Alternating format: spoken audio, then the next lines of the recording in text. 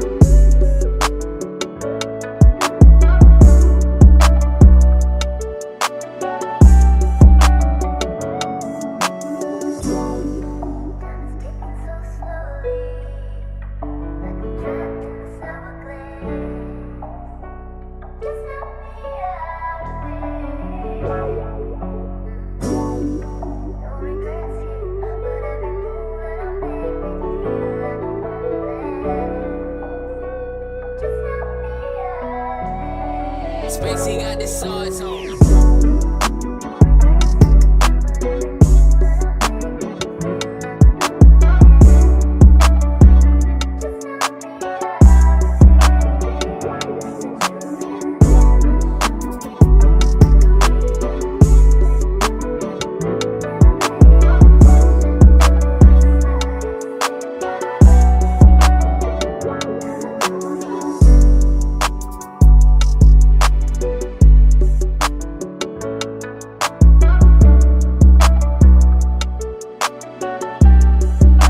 Spacey got the sauce on.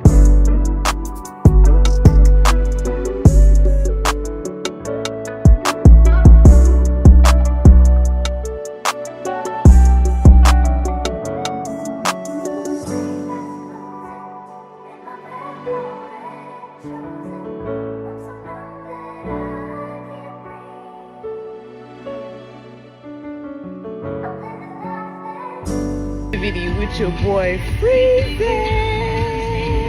Join in tonight. No captivity. Only the boss motherfucking bitches fuck with motherfucking Freezes. No captivity. Get into it.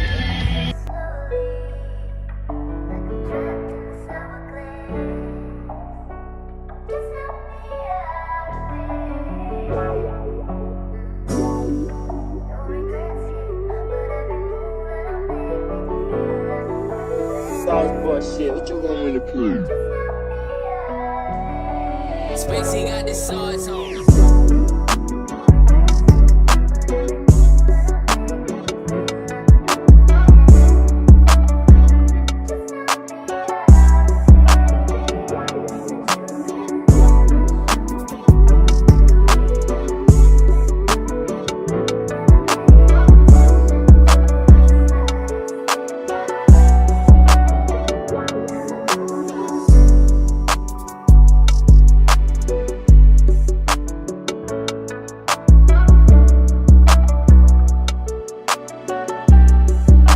Spacey got the sauce on.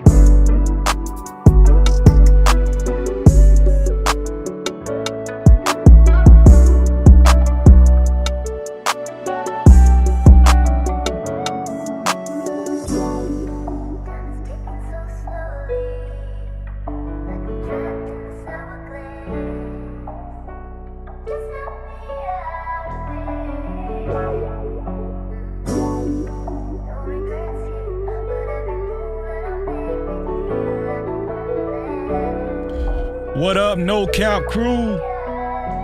We back. Let's go. Make sure y'all hit that like button for the algo. Your boy Freezer was down, but they can't keep me down. Shout out to the whole No Cap crew here early, as always. Love y'all.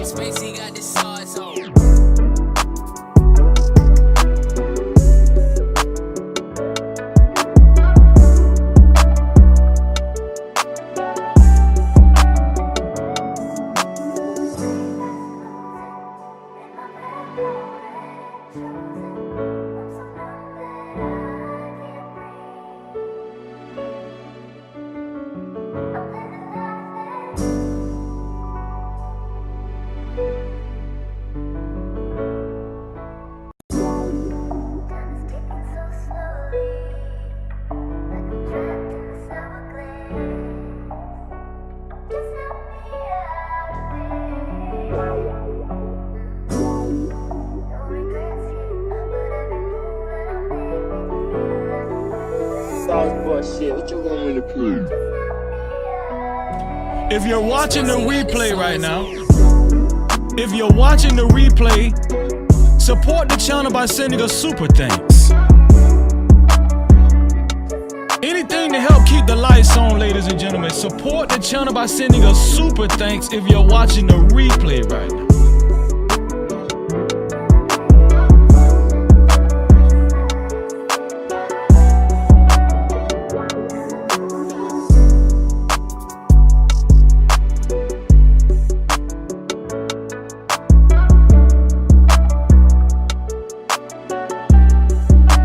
Spacey got the sauce on.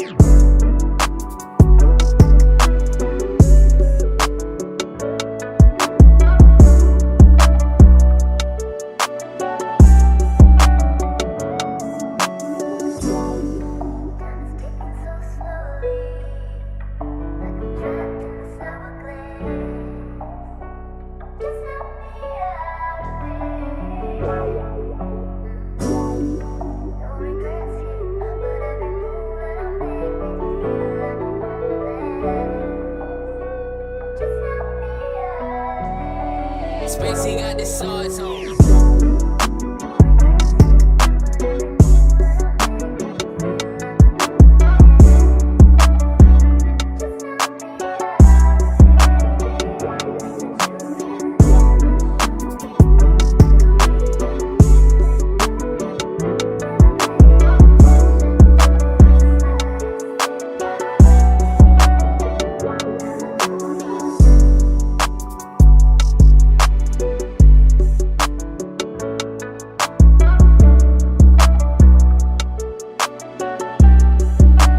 Spacey got the sauce on.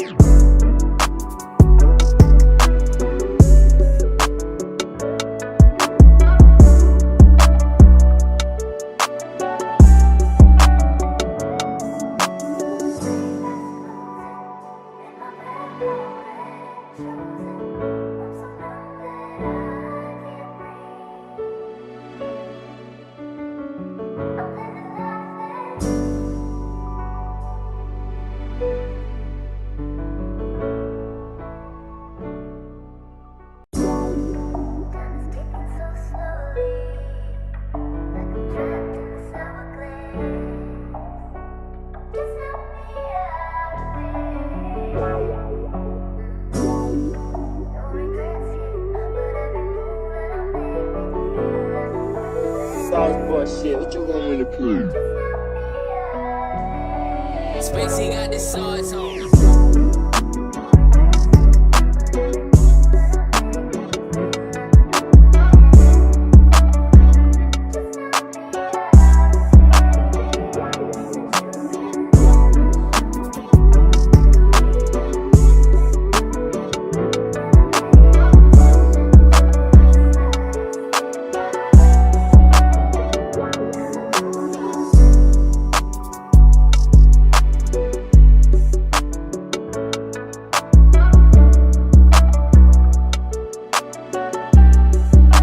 Spacey got the sauce on.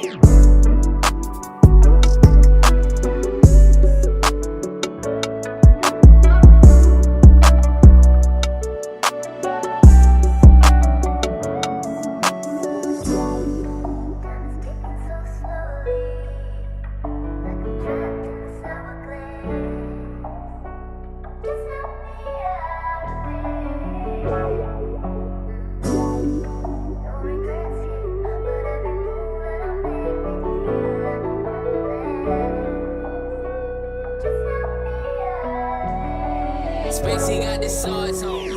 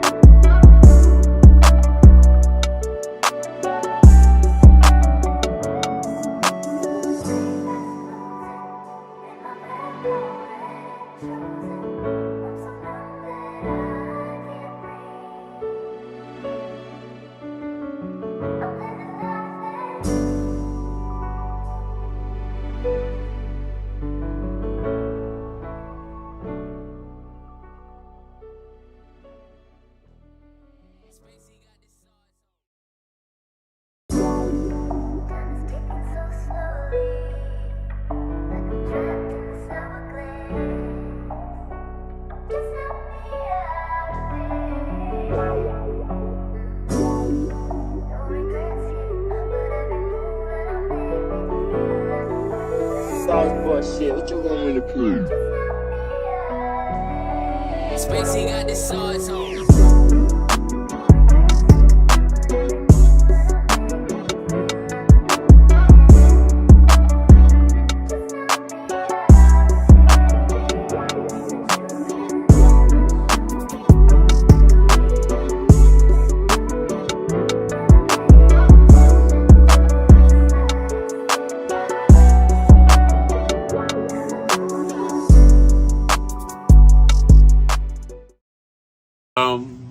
Times in our life, You got time to sing on it. You sing. we all have pain. So man, you gonna sing. We all have sorrow. Then I look at Wayne and I know that he will be ugly tomorrow. Lean on me when you're my cousin and I'll be your friend. I help you carry on, for it won't be long till I'm gonna need my cousin to care.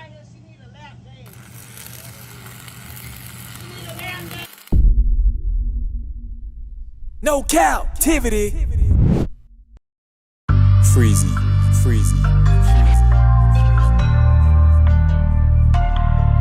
What up? You are officially locked in to No Captivity with Freezy, where we tackle issues that sometimes have us trapped in this thing that we call life. But if you know me, you know my motto. To free yourself, you must heal yourself. And if you rock with your dog, please hit that like and subscribe button hard right now. And also comment and share this video. That is if you rock with your boy Freezy. No captivity. Y'all, boy, they tried to take me out.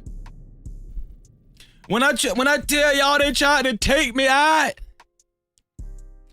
listen, my lip is down now, but my lip was this big. I looked like Professor Clump.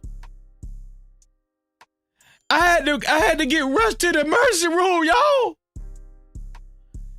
I was on my sick bed. They tried to take me out. But I'm here. I'm here now. Shit. No captivity. They can't take your boy out. Listen, we got a Power Pack show. Kelly Price, ladies and gentlemen. No captivity. Kelly Price don't give a damn no more. Kelly Price, let me tell y'all something about Kelly Price. Kelly Price is the realest nigga in gospel. I don't give a damn. Kelly Price is the realest nigga, not ninja. We gonna say nigga. She the realest nigga in the gospel world. Even though she started out in R&B, she the realest nigga in gospel too. I don't give a damn. No captivity. Let me tell y'all something, man. We gonna touch on some. Can y'all pray for me today? Because listen, I'm gonna try to use all the code words, all the the words the safe words today. I need to use a lot of safe words today because I'm covering some stuff that YouTube might take my damn channel away. This is my first day back in about 4 days. 5 days, 4 days. YouTube might take my channel away. But I got to cover it though. I don't care. I got to cover it though because it's newsworthy. And I'm gonna tell y'all something. When I looked into this issue, what's going on with the small hats, right? I don't know if y'all heard about what's going on with the small hats, but they got some peculiar shit going on. And the reason why I'm touching on it, for one, I would touch on something like this anyway, but the reason why I'm touching on it is because I'm gonna show y'all how what the small hats got going on, how it is directly affecting us too. I'm gonna show y'all that. I know y'all like, Freezy, man, what the small hats got? I'm gonna show y'all. I know y'all think that. Freezy, come on, man. We don't hear about no small. Listen, trust me. But before we do that, we gonna do a roll call before we do that. Let me see. Let me get my monitor together. Let's see. Let's do a roll call, man. Shout out to my sister.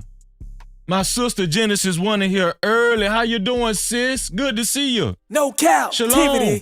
Shout out to Kingdom Minded in the building. I just was over there to Chaz Focus Reacts channel with Kingdom Minded. It's good to see you again, Kingdom Minded. Shalom to you, sis. God bless. No captivity. Shout out to Hassan Tair. Hassan Tair in the building. Shalom, bro. No captivity. Shout out to my longtime sister, Natasha Vincent, always handling business on the moderator side. Shalom, sis. No captivity. Shout out to my sister who gonna fight for me.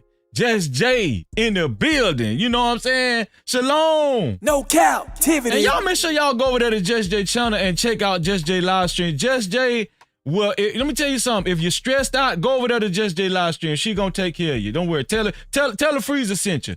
Shout out to Dr. Frizzle. Dr. Frizzle Frost, the warrior spirit in the building. I appreciate you being here, bro. Shalom. No captivity. Shout out to my brother, my Ark in the building. Y'all Car in the building. He said like, share, and subscribe, big. Shalom. No captivity. Shout out. What up, though? What up, though, Emperor? Emperor, what's going on with you, dog? Bro, they tried to take me out, Emperor. Emperor in the building, handling business as always. Shalom. No captivity. Shout out to Invisible Wounds. He said, what going on, fam? Just chilling, man. Shout out to you, Invisible Wounds. Shalom. No captivity. Shout out to Batman. Batman in the building. Shalom. No captivity. Shout out to Alibaba. Hey, one of the realest niggas on YouTube. Ali, what going on with your dog? Shalom. No captivity. Shout out to Randy B in the building. Miss Randy B, that is. Never get me to say that wrong again. Shalom. No captivity. Shout out to T Will. T Will, I got some footage from you that you sent me to my IG. And I'm gonna use it, bro, if you don't mind. I sent you a message. Shalom to you all. No captivity. Shout out to Jerome in the house. I say Jerome in the house. Watch him out. No captivity. Shalom. And Jerome came through hot already. Tell my, hey, I'm gonna read that super cap. Don't worry about it. I ain't gonna read it. I was just finna read it, but I'm gonna read it later. I'm reading it in a little bit. Shout out to 907 Good Eat. Let me tell y'all something. 907 Good Eat's been taking up a lot of my late night time because she been going live and she be live in effect. Shout out to 907 Good Eats. Make sure y'all subscribe to 907 Good Eats and make sure y'all subscribe to my dog Emperor's Gaming channel. Shalom, 907. No captivity. Let me see. Shout out to Troll with a Soul coming through. They coming through, dog.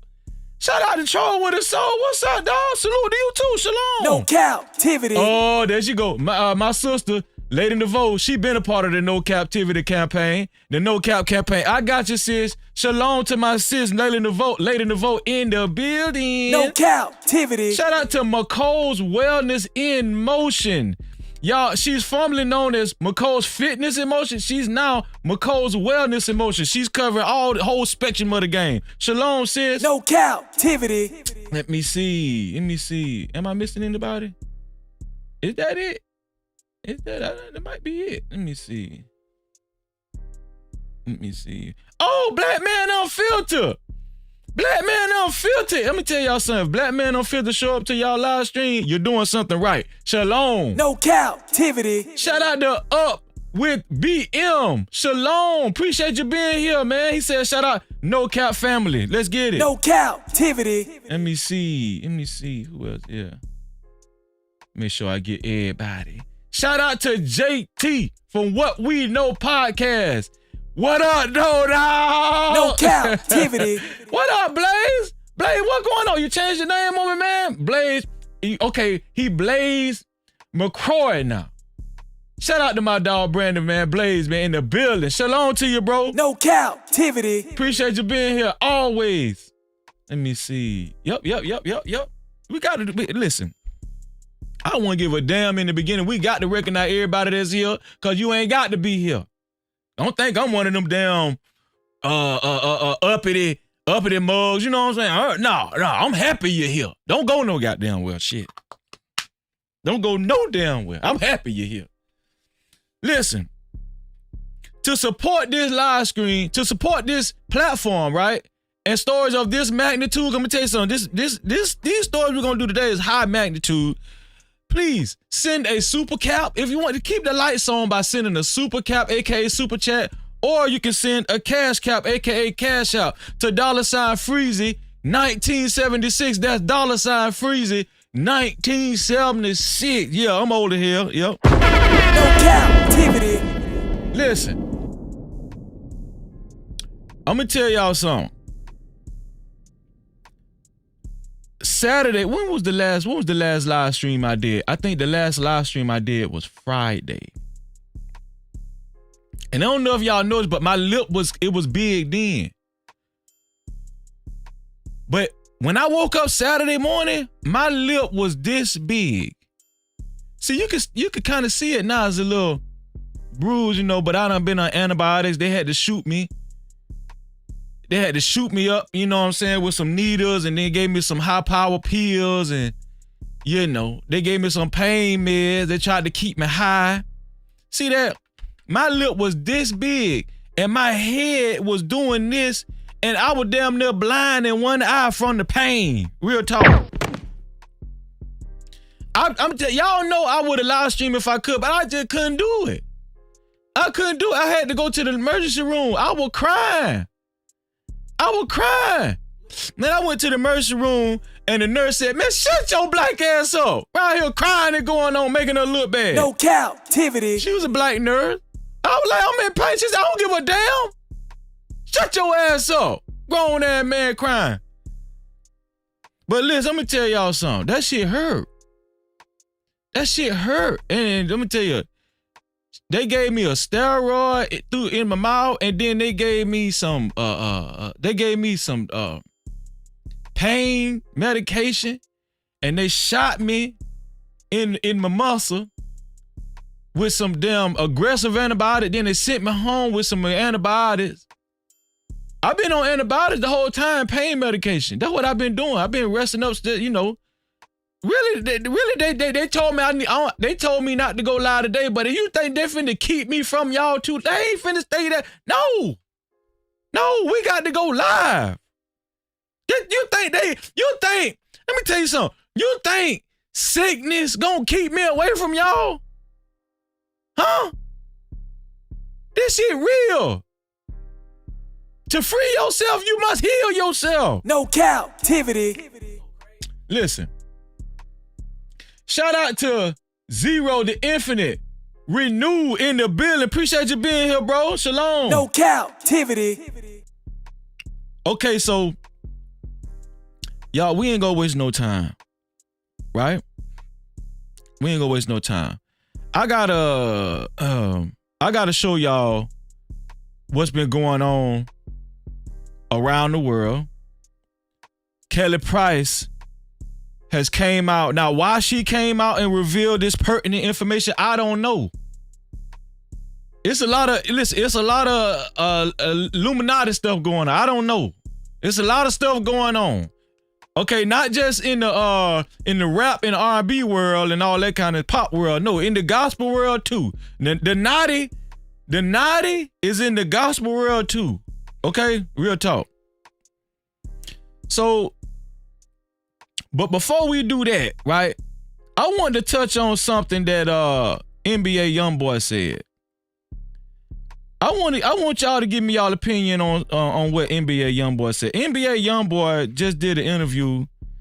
I forgot what this dude's name is. This is a white dude. I forgot his name. I'm sorry, y'all. I forgot his name, but he did an interview with this white guy. And he said something that really caught my attention. And I wanted to let y'all know I wanted to ask y'all what do y'all think about what NBA YoungBoy actually said.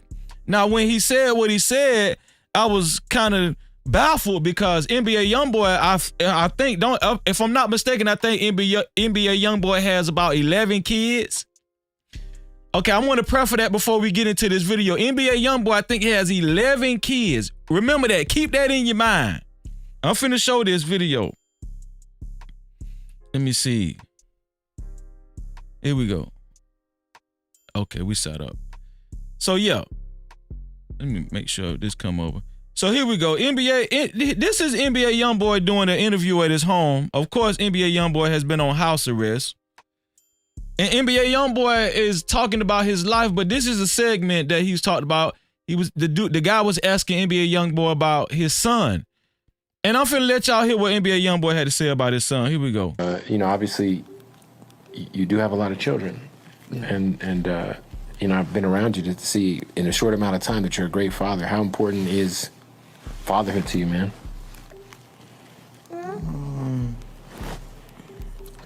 Not really big on it, to be honest. So he asked him, how important is fatherhood to you, man? And NBA YoungBoy said, I'm not really big on it, man. He just came out the gate with that right there. No cap. He just came out the gate and said, I'm not really big on it, man. Y'all check it out again, just in case y'all ain't hit the first time. I've been around you to see in a short amount of time that you're a great father. How important is fatherhood to you, man?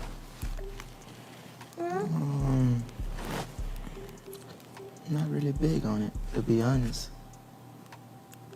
What do you mean by that? You're not big on it? Like you're a family man. I'm here with you. I see it. Yeah, but I'm only out. I'm only like in here because you here. Oh, well, I don't believe. I don't know whether to respect NBA YoungBoy because he told the truth or to say this man ain't shit. I'm just. No Cap-tivity. He said he only there with his son because the interviewer is there. That's what he.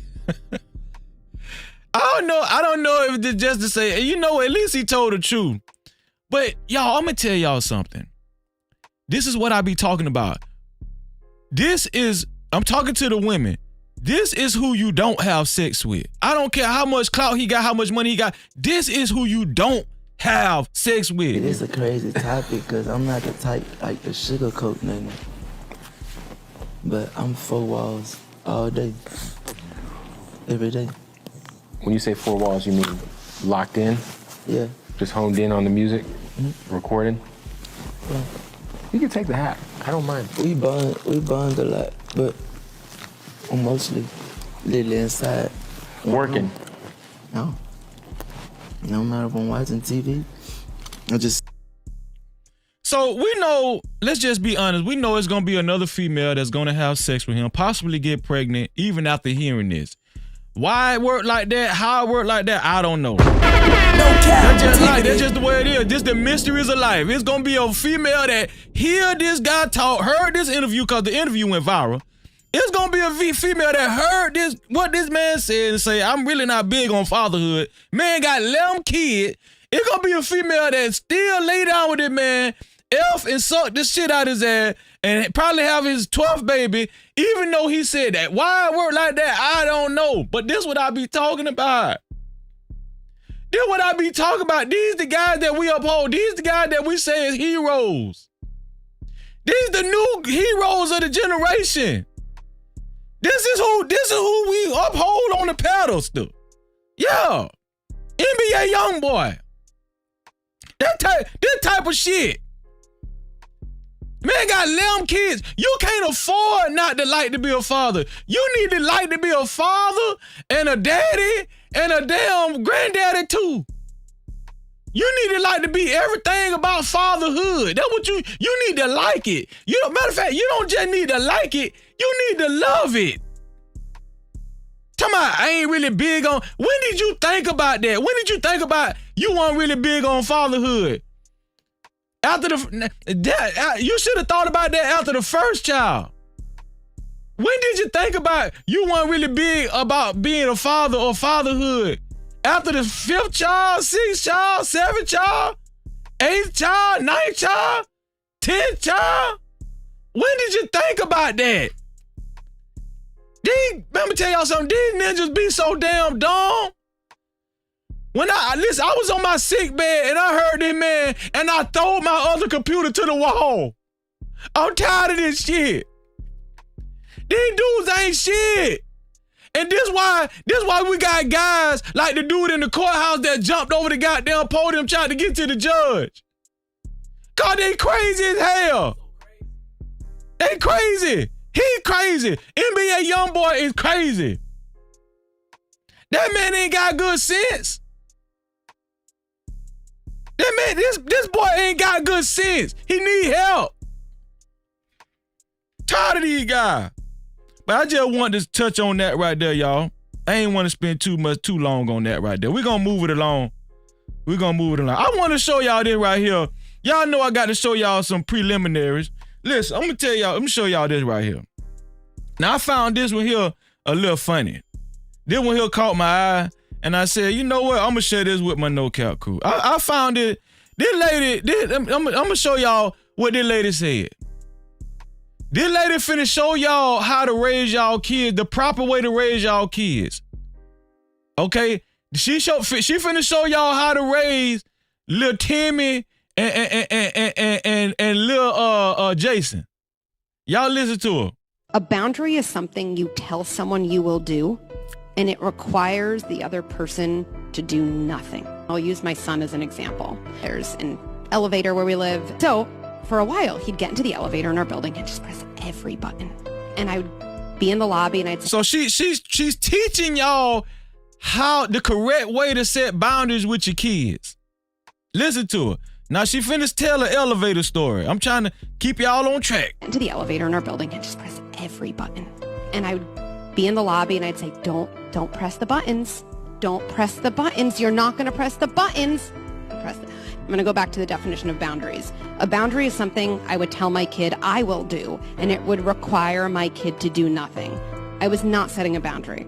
I was making a request. Understanding when we're setting a boundary. So she's saying by telling her son, don't touch the buttons when we get in this elevator with your bad ass.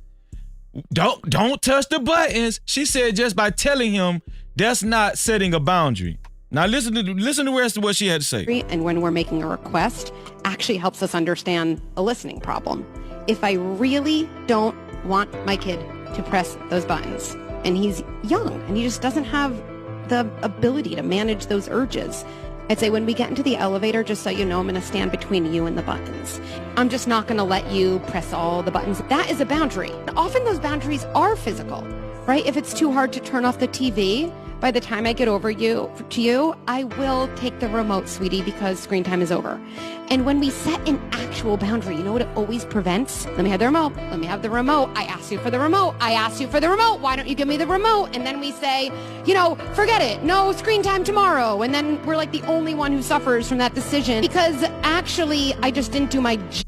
Okay, so she's saying she didn't do her job because she didn't actually stand in front of the elevator buttons. She didn't do her job because she didn't actually take the remote. She asked for the remote. Let me tell y'all something, man. If y'all parents out there, if you tell your child, don't touch them goddamn elevator buttons, and they touch it anyway, and they look at you like, man, damn you. Man, listen, I know some of y'all don't believe in air whipping. Man, whoop they ass. She's talking about, no, you should stand in front of your child. Stand in front of your child and spread your arms out so they won't touch the buttons. Be like this the whole way up them 17 stories in that hotel. Just be like this. Sexual chocolate. Sexual chocolate. Just do the sexual chocolate 20 stories on up as you're going up the elevator just so your child won't touch them damn buttons. I'm finna read these super chats shortly. Don't worry about that. I'm about to read these super chats. Shout out to Jerome. Shout out to Batman in the building. I got you. Don't worry about it. Listen, you think I'm finna go through all that? Do y'all think I'm finna go through all that? If I tell my child, don't touch them damn buttons, I tell you what, touch them goddamn buttons. Matter of fact, I ain't even gonna tell them not to touch the button. Get what I'm saying? I tell you what, touch them goddamn buttons. Touch them. Go ahead, touch them. Yeah, touch them. That's what I'm gonna say. I ain't gonna tell them not to touch. I'm gonna say, touch them. Go ahead. Touch them. You got to have that crazy look. Touch him. Yeah, go ahead, touch him. Touch him, little Timmy. Huh?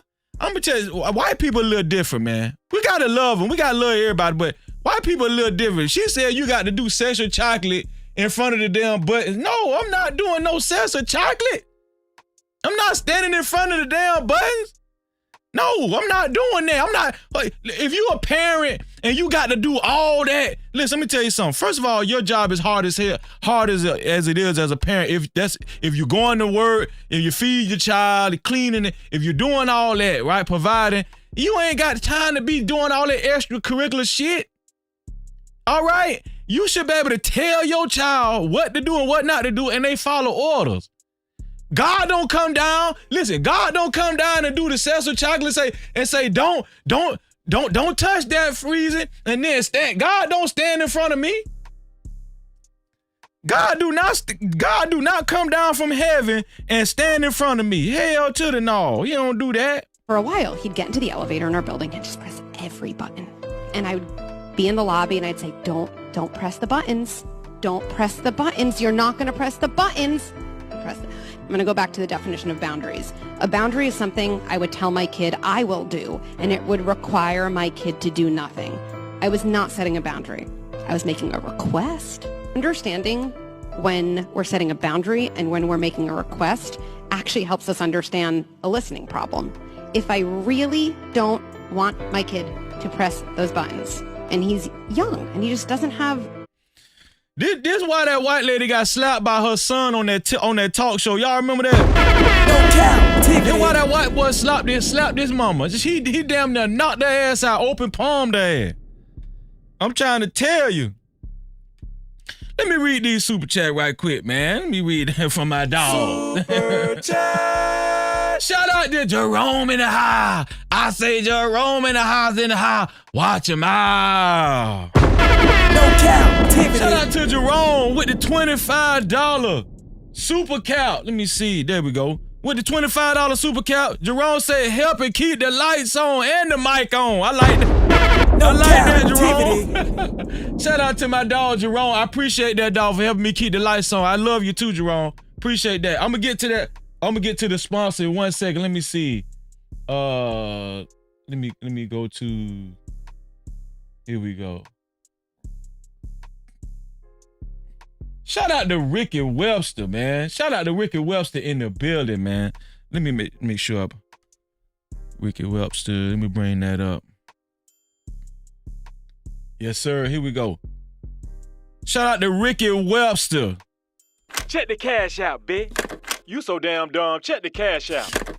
Ricky Webster with the $10 cash cap. He said working, listening, and supporting, bruh. No Cap-tivity. Ricky, man, you know what it is, dog. Wade, that's my Wade Bike brother right there. Wade Bike, man. Shout out to Ricky, man. I appreciate you for helping me keep the lights on, Rick. Also, last but definitely not least, shout out to Batman. No Cap-tivity. Super chat. With the $100 ball. In the hood, we say a dollar.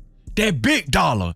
Shout out to Batman with the big dollar. He said, keep the lights on. You have the best graphics and music in the game. May God keep you and may your hands always find abundance. Let's get it, man. No Cap-tivity. Right back at you, Batman. Right back at you, dog. Real talk, man. I appreciate that. Let me make sure he's the sponsor. Batman is the official sponsor of tonight's show. Batman, let me say that one more time, y'all. Batman is the official sponsor of tonight's show. I just want to keep saying that. Let me see. Batman.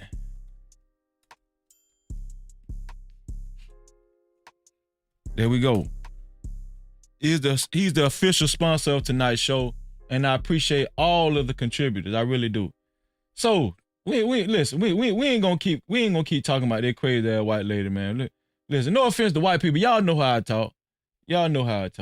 But listen, so what we gonna cover next? Oh Lord, this is what I'm scared of. This is what I'm scared of right here, man. This is what I'm scared of. It's here for the thug. Now, I'm gonna tell y'all something. What we about to cover right here is is very, very touchy, right? Very touchy. And I want y'all to pray for Freezy because I thought long and hard about doing this topic that I'm about to do now. Shout out to T Will. T Will sent me a video and I'm going to use it too as well. But this next topic that I'm going to cover, I know they watching from the clouds and they ready for me. That's why I was going to make my thumbnail about it, but I said, no, hell to the no. If I make my thumbnail about it, they might not even let me live stream. Not live stream, live scream. People from Florida know it. They know what that means. They know what that means. But let me tell y'all something, man. I thought long and hard, but before we do that, can we give a big shout out to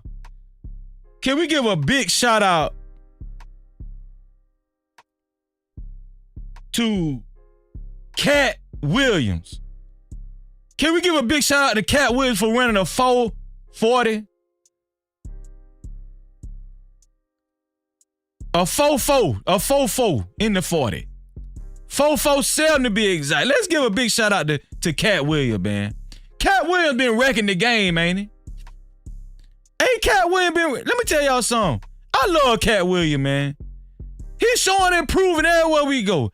And I'm gonna tell y'all something. See how hard Cat Williams is running? This how we need to approach life.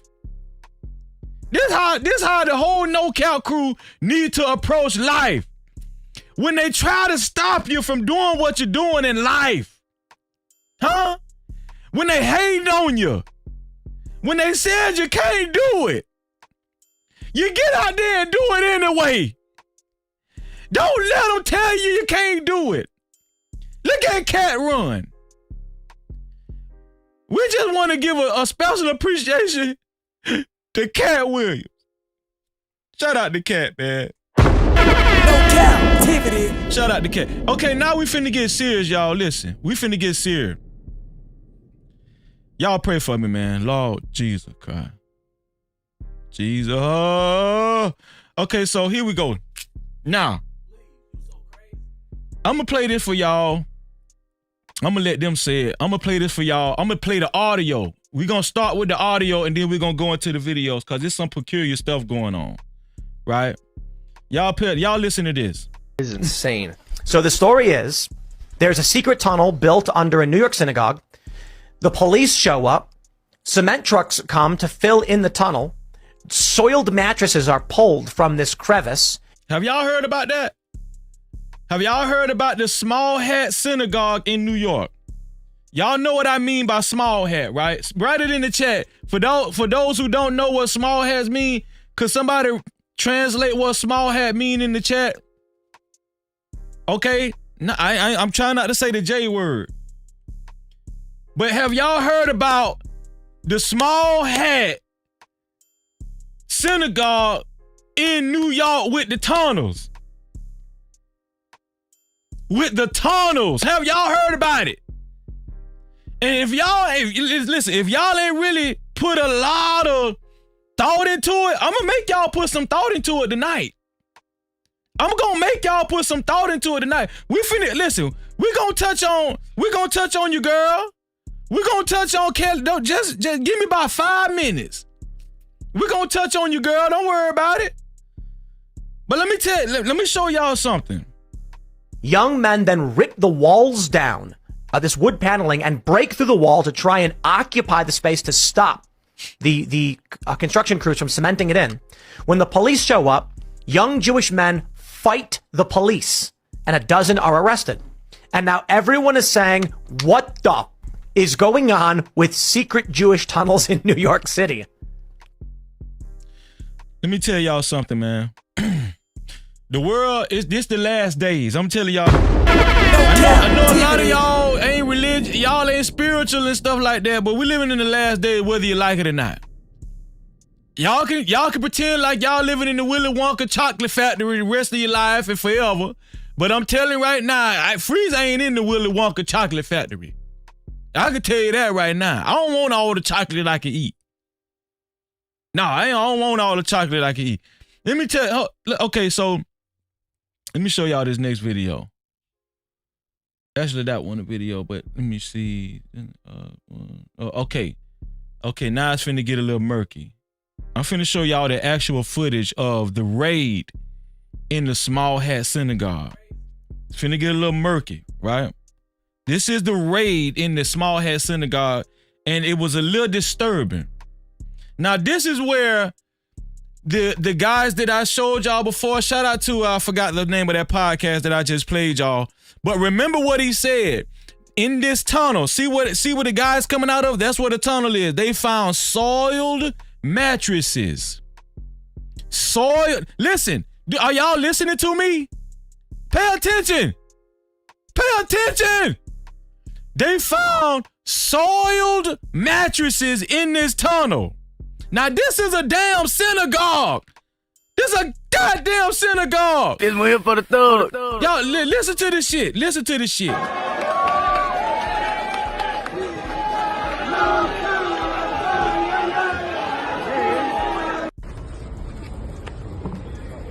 Do y'all see this shit?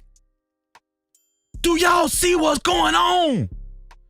This man is coming out. He's coming from the inside. On the outside, the tunnel leads to here.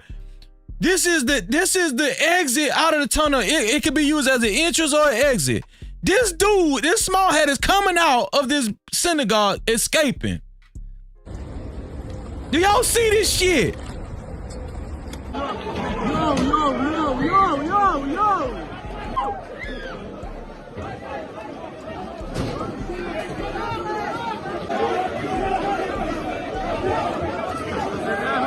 Listen, they are fighting the police. They are fighting the police not to close up this tunnel. Why?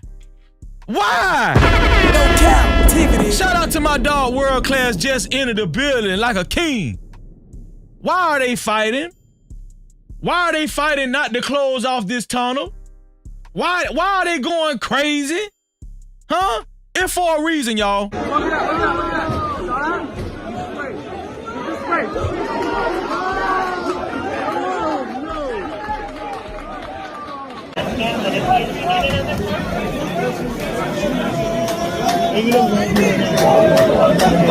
Do y'all see them people in the tunnel? The police got them people apprehended.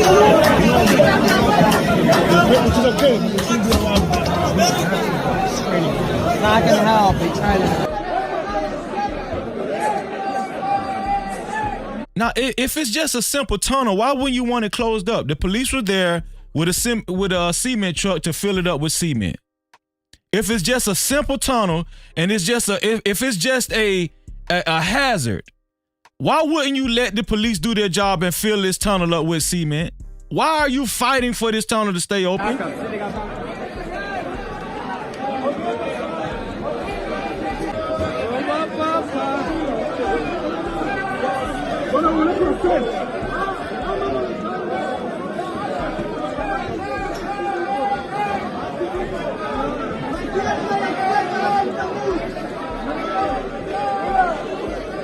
Okay, let me stop because they chanting some stuff. They might be trying to put some witchcraft on Freezer. I don't know what's going on. But I got another video. Y'all see the tunnel. Okay, y'all seen the guy escaping on the outside. The tunnel leads to... They can bring stuff in, bring stuff out. I want y'all to understand what's going on. They can bring stuff in, bring stuff out. Y'all understand that? Are y'all getting what I'm saying? Whatever they want, whatever they need to bring in, they can bring it in. And whatever they need to bring out, they can bring it out. What you need an underground tunnel for? Right now, if Freezer had an underground tunnel at his house, the FBI be at my shit. Real talk, y'all know that. No Cap-tivity. But see, we don't want to talk about that. I'm tired of listen, y'all. We can talk about Pookie and Ray Ray all day, but let's talk about this stuff. Let's talk about this stuff. Let me tell you another thing. I ain't even heard about. Chicago been quiet. New Orleans been quiet. Niggas ain't killed each other in about 2 weeks. But nobody want to talk about it. Remember the school shooting? The school shooting just happened. The school shooting just happened about what? Couple days ago? Huh? Let's talk about these crazy mobs. Hold on. Okay, wait. Let me show y'all this right here. Let me show y'all this right here. I ain't done. So y'all pay attention to this right here. This is a shout out to T Will. This is a sensitive this is a sensitive video. I want you guys to brace yourself. If you're sensitive, you might want to cut it off. You might want to cut your devices off for about 2 minutes. But I'm gonna play this, and I want y'all to hear what this young black girl has to say when she got X affect. I'm taking out all the first letters. Okay, y'all check this out. As y'all can see, it says speaking on Getty Museum and underground tunnels. Do y'all see me connecting the dots? Do y'all see Freezy connecting the damn dots? Shout out to T Will, a part of the No Cap crew. That's what we do for each other. No Cap. That's what we do. Pimp put me on an order to go to the Getty, Los Angeles, California Museum. I was told I was going to walk through a field trip. I was taken with another girl. I call a friend of mine, and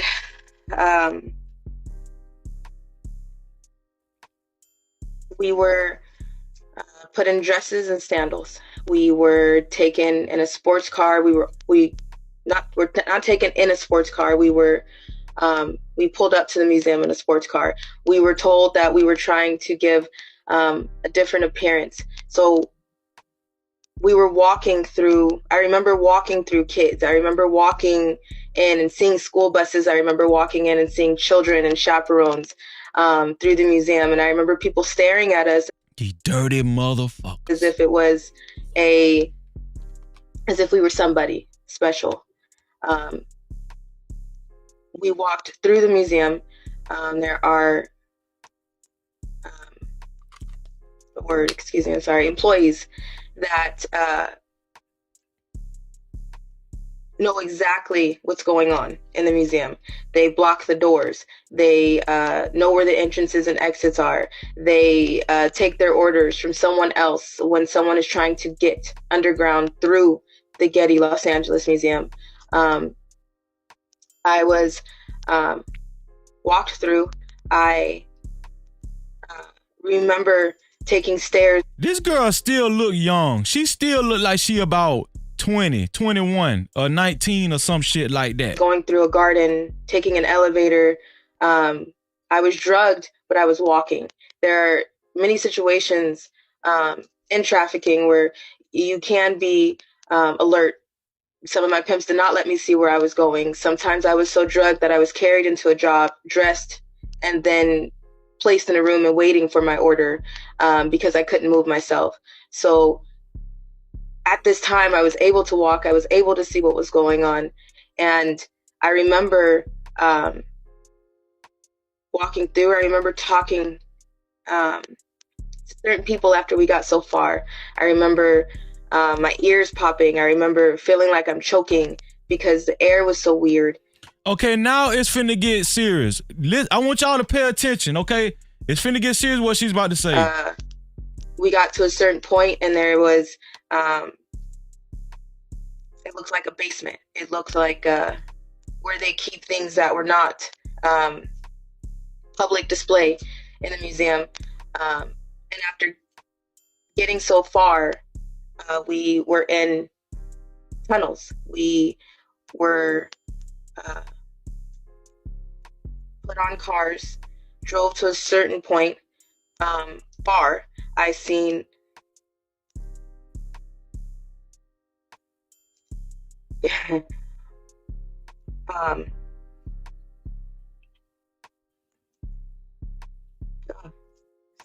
seen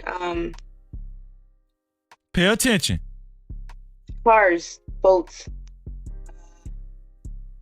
This girl says she's seen cars, boats, underground, cars, boats underground. No captivity. There's trains, there's buses, there is every means of transportation under the ground.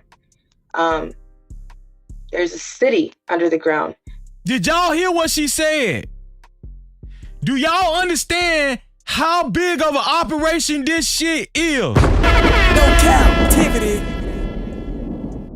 Are y'all paying attention? Huh? I told y'all this is no captivity with freezing. No captivity. There are there's a different air supply that kicks in after you get so low. Let me tell y'all something. When I hear somebody like NBA YoungBoy say, I'm not too big on fatherhood, I be wanting to slap the fuck out them guys. Real talk. I just be like, these people are so lost and they're so not up on current events. All we want to do is listen. This is why we got to get our head out of this ignorant ass rap music. Sexy Red, huh? Nicki Minaj, all this bullshit, huh? NBA YoungBoy, all that ignorant ass shit. Kodak, we got to stop this. I'm telling y'all right now, they are doing this shit right up under y'all noses. Literally. No captivity. Literally. And I'm gonna tell y'all something. This girl remember she mentioned the Getty Museum and all that kind of stuff? Guess what? I got a 360 aerial view. Area view that I came across on the internet. And I want to show y'all this here. So y'all know this girl wasn't lying. Y'all check this shit out. Y'all see this shit? Hold on, let me cut the music down just in case they. Y'all see that? Do y'all see that? Museum.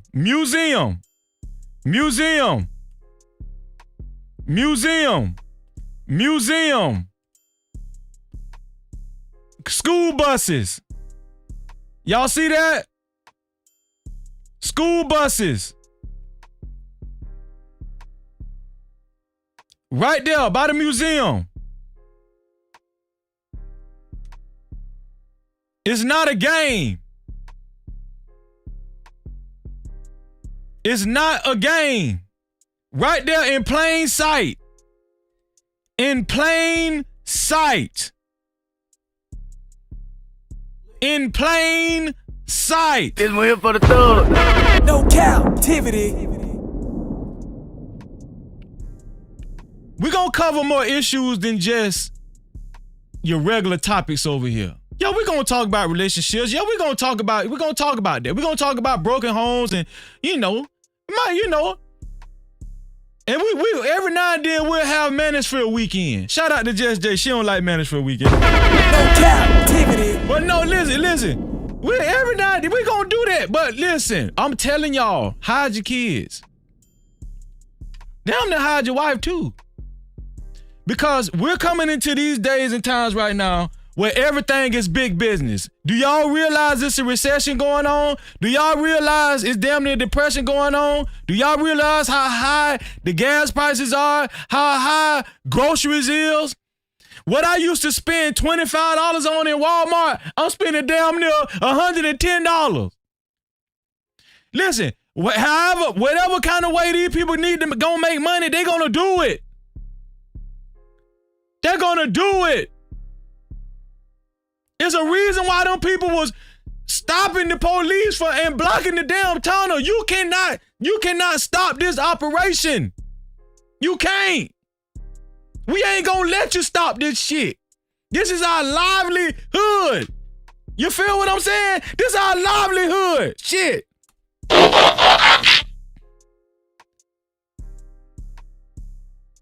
They look one way in front of you, and then when they get from around you, they're another person. You can trust them motherfuckers if you want to.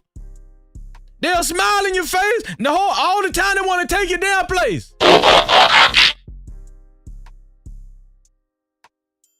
Shout out to CBN Tech Talk. What going on, Blight Dave, in the building? No captivity. The Night Star, came on through. They coming on in. No Cap-tivity. Just like it yesterday. Let me tell y'all, so y'all made me feel good today. We ain't skipped a beat. I was like, damn, I ain't went live in about 4 days. Damn. You know what I'm saying? It might take a little time to rev up again. Man, y'all came through like it was just yesterday. I appreciate that, man. I love y'all too. I love y'all too. Y'all can take that to the bank. Listen. I just wanted y'all to think about that. I ain't gonna touch too much on that. They already they done wrote the name of my channel down already. You know what I'm saying? They done wrote it down already, so I ain't finna touch on that no more. Now let's get into Kelly Price. Let's get into Kelly Price, y'all. Let me see. Okay, let me set everything up. Kelly Price. Kelly Price is fed up. I don't know if some of you guys watch this show on BET called Sunday Best, right? I've seen it a couple times back in the day. Like, I think Sunday Best been on for damn near 10, I don't know. I want to say damn near 8 years or something, close to 10, I don't know. But I watched it like years ago. I don't watch it. I watched it, spurts of it. I'm not an avid watcher of it. I don't even got cable no more, so, but of course it's on BET, and of course Sunday Best, they're gonna eat it up because every Sunday they're gonna catch the spirit because they got contestants that come on and sing they poor little hearts out for Jesus, right? And guess what? When you think about church people, right? When you think about the black church, right? You think about goodness, blessings, right? That's what you think about. You think about brotherhood and sisterhood, huh? You think about catching the Spirit and the Holy Ghost. That's what you think about, right? Huh? Ain't that what you think about? You think about your Easter speech. Remember the Easter speech? Remember every Easter they used to give you an Easter speech? For some reason, every time it came time for them to give me because they have different Easter speeches for different kids. But when you have to draw out the bucket. For some reason, every time it got down to freezing, they gave me the longest Easter speech in the damn bucket for some reason. My Easter speech was so long, that shit was it was like the Gettysburg Address. I wasn't nothing but 4 years old and they expected me to read that shit. Why they ain't never give me listen, they used to have an Easter speech called Jesus Wept. Jesus Wept. That was an Easter speech that if you fortunate to get, that's all you had to memorize. I ain't never got that damn speech. I never got Jesus Wept. I always got the damn speech that was 2 pages long. No Cap-tivity. I used to ask my grandma, why I got to get this speech, grandma? Boy, if you gonna learn that speech and you gonna do it and you gonna do it well. I said, all right, grandma, all right. I didn't want to do that shit. But I'm getting off on a tangent. Listen. So, Kelly Price just came out publicly outing Sunday Best and these good old church folk that she was touring with. Now, the things that she was saying, you wouldn't even imagine what these people were doing on the road. These gospel artists and preachers. You wouldn't even listen. I'm gonna let Kelly Price tell you, cause you wouldn't even imagine what these people were doing. Okay, let's let Kelly Price school us on what these people were doing. Let me bring up the first video. Okay, it's two videos. Matter of fact, no, I'm gonna just bring up that one video.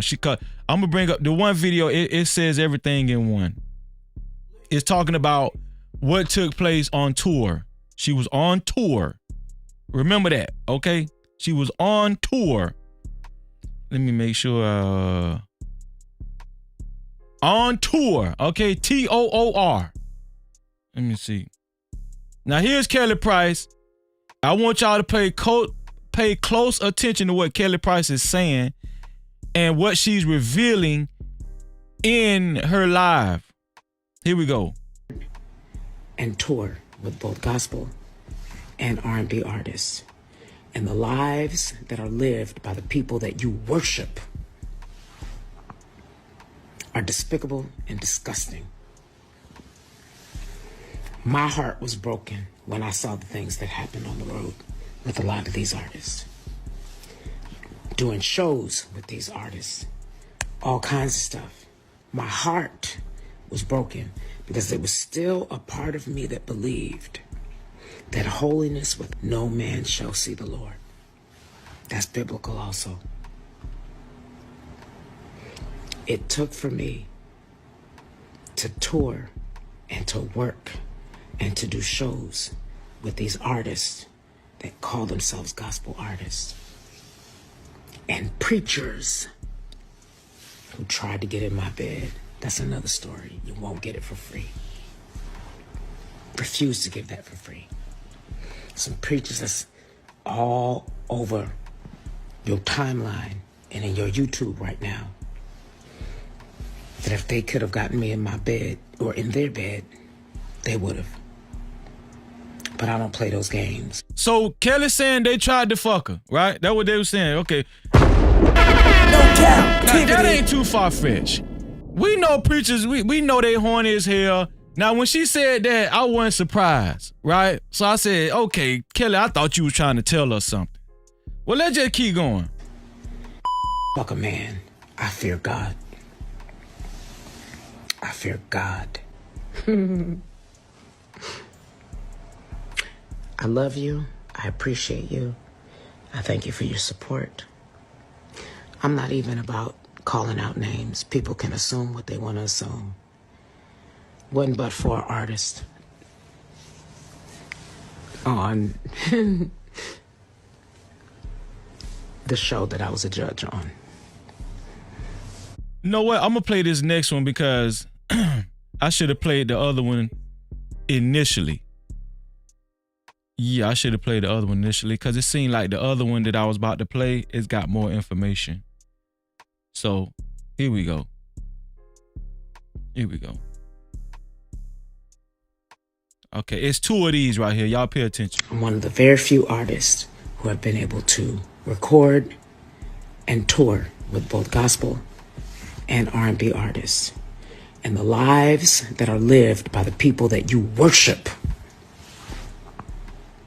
are despicable and disgusting. My heart was broken when I saw the things that happened on the road with a lot of these artists. Doing shows with these artists, all kinds of stuff. My heart was broken because there was still a part of me that believed that holiness without which no man shall see the Lord. That's biblical also. It took for me to tour and to work and to do shows with these artists that call themselves gospel artists and preachers. Okay, let me play the next one.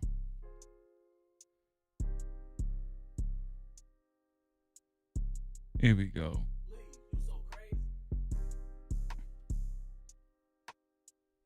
This is what I was looking for. Who tried to get in my bed. That's another story. You won't get it for free. Refuse to give that for free.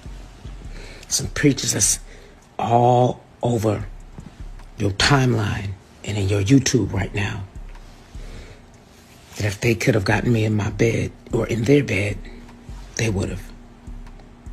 But I don't play those games. Fuck a man. I fear God. I fear God. So, if you read the caption, right there it says, Sunday's best judges of allegedly having affairs and messing with underage children. Are y'all paying attention? Sunday best judges of allegedly having affairs and messing with underage children. Children. also claims a preacher tried to get in bed with her. Are y'all paying attention?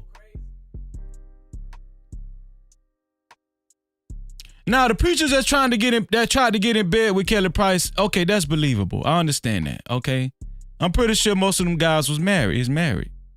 Now, she didn't want to say no names, but she said they're all over our internet timelines. Ain't no telling who it is. We just talked about TD Jakes at P. Diddy house. Now y'all still don't believe TD Jakes was at the freak out party? Y'all telling me y'all still don't believe TD Jakes was at the damn freak out party? That what y'all telling me? Y'all still saying, Freezy, don't talk about TD Jakes. This one here for the thug. He a man of God. Well, guess what? Kelly Price telling y'all not only if they trying to have sex with her, they was having sex with underage kids. Sunday's best. Sunday best. This the best we got to offer? I'm telling y'all right now, I don't trust no damn body. I don't trust no goddamn body. I stay in my Bible, I read my Bible, and you listen, and I cleanse myself. Paul. Okay? No captivity. That's what I do. I stay in my word and I read. Listen, anybody listen, to each his own. You don't, listen. However you have to cleanse yourself spiritually, do it. Do it. I'm telling y'all, listen, and I highly, like I said, I highly recommend y'all go to Just J's channel. Her channel is all about cleansing. Spiritual cleansing. Excellent channel, Just J. I recommend it. Recommend her channel. I tell her that Freezer sent you. What I'm telling y'all is this. Grab hold to your kids. Please. Hold on to your kids. Because your kids ought to pray. Don't I always do live streams telling y'all that's what I care about the most? Don't I say that? They don't want your old ass. They don't want my old ass. They want the kids. The impressionable people. That's what they want. And for somebody like NBA Youngboy to say, man, they ain't really that big on fatherhood. We need to take these people, put them in construction trash bags, construction strength trash bags so they won't break, and just throw their ass in the dumpster. That's what we need to do. Because I'm gonna tell y'all something right now. Kelly Price ain't lying. Kelly Price ain't lying. The lady, listen, she act like her life has changed. Now, mind you, Kelly Price was in the R&B business. She was in the secular music business. I ain't never heard her talk about the secular music business like she talking about the gospel world. I never heard Kelly Price come out and say Russell Simmons and R. Kelly. She was with R. Kelly, Wanda. It's something that you must know. Ooh. She ain't talk about R. Kelly that bad. And R. Kelly in prison right now. She talking about these gospel people, these church folk. That's who she talking about.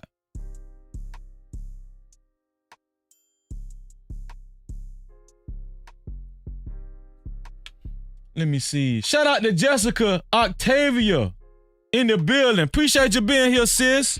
No captivity. Shout out to Angela Reddick came through the door. Appreciate you being here, sis. No captivity.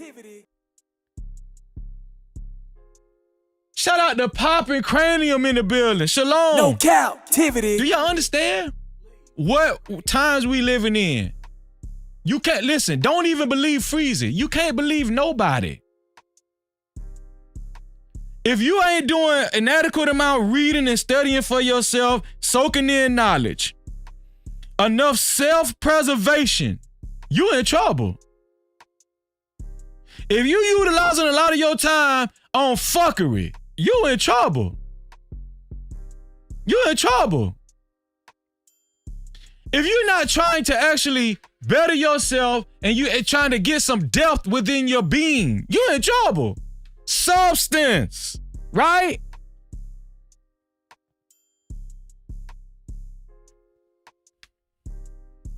It don't stop with Kelly Price. It don't even stop with Kelly Price. Let me show y'all something.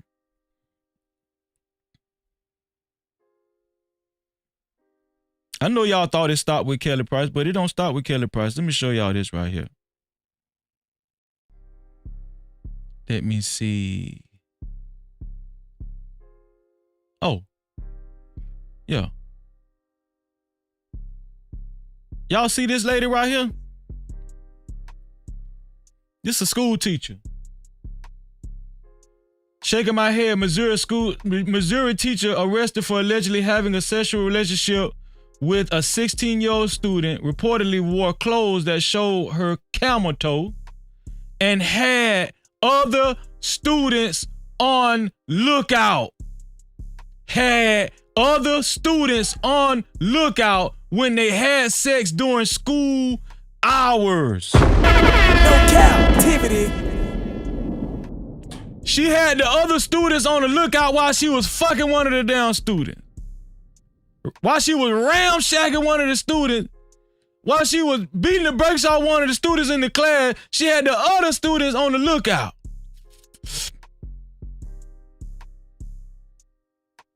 And then here go the daddy. This the daddy. Boy's father also arrested for not reporting the relationship despite knowing about it. He knew his son was getting beat down. Reportedly said they would have did it behind his back. So he might as well have let it happen. Yup. No captivity. He was telling his son, go get that stuff, boy. Go get that stuff. Go get that stuff, boy. Go get that good stuff. Let me show y'all the video of behind this clown stuff. Let me show y'all the video right here.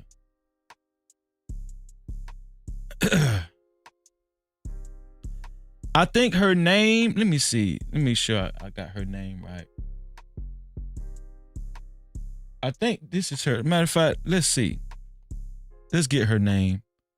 Matter of fact, they're going to say her name. I think they're going to say her name on the video that I'm about to show. So yeah, I was going to bring up the article, but they're going to say her name on this video. Here we go.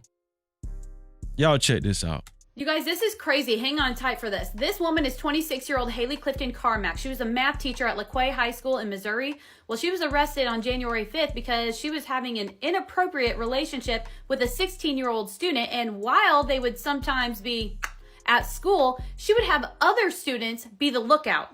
Oh, but she's not the only one who got in trouble. The victim's dad, Mark Creighton, was also arrested because he apparently knew of the relationship and allowed it to happen. Sometimes it would even be at his house.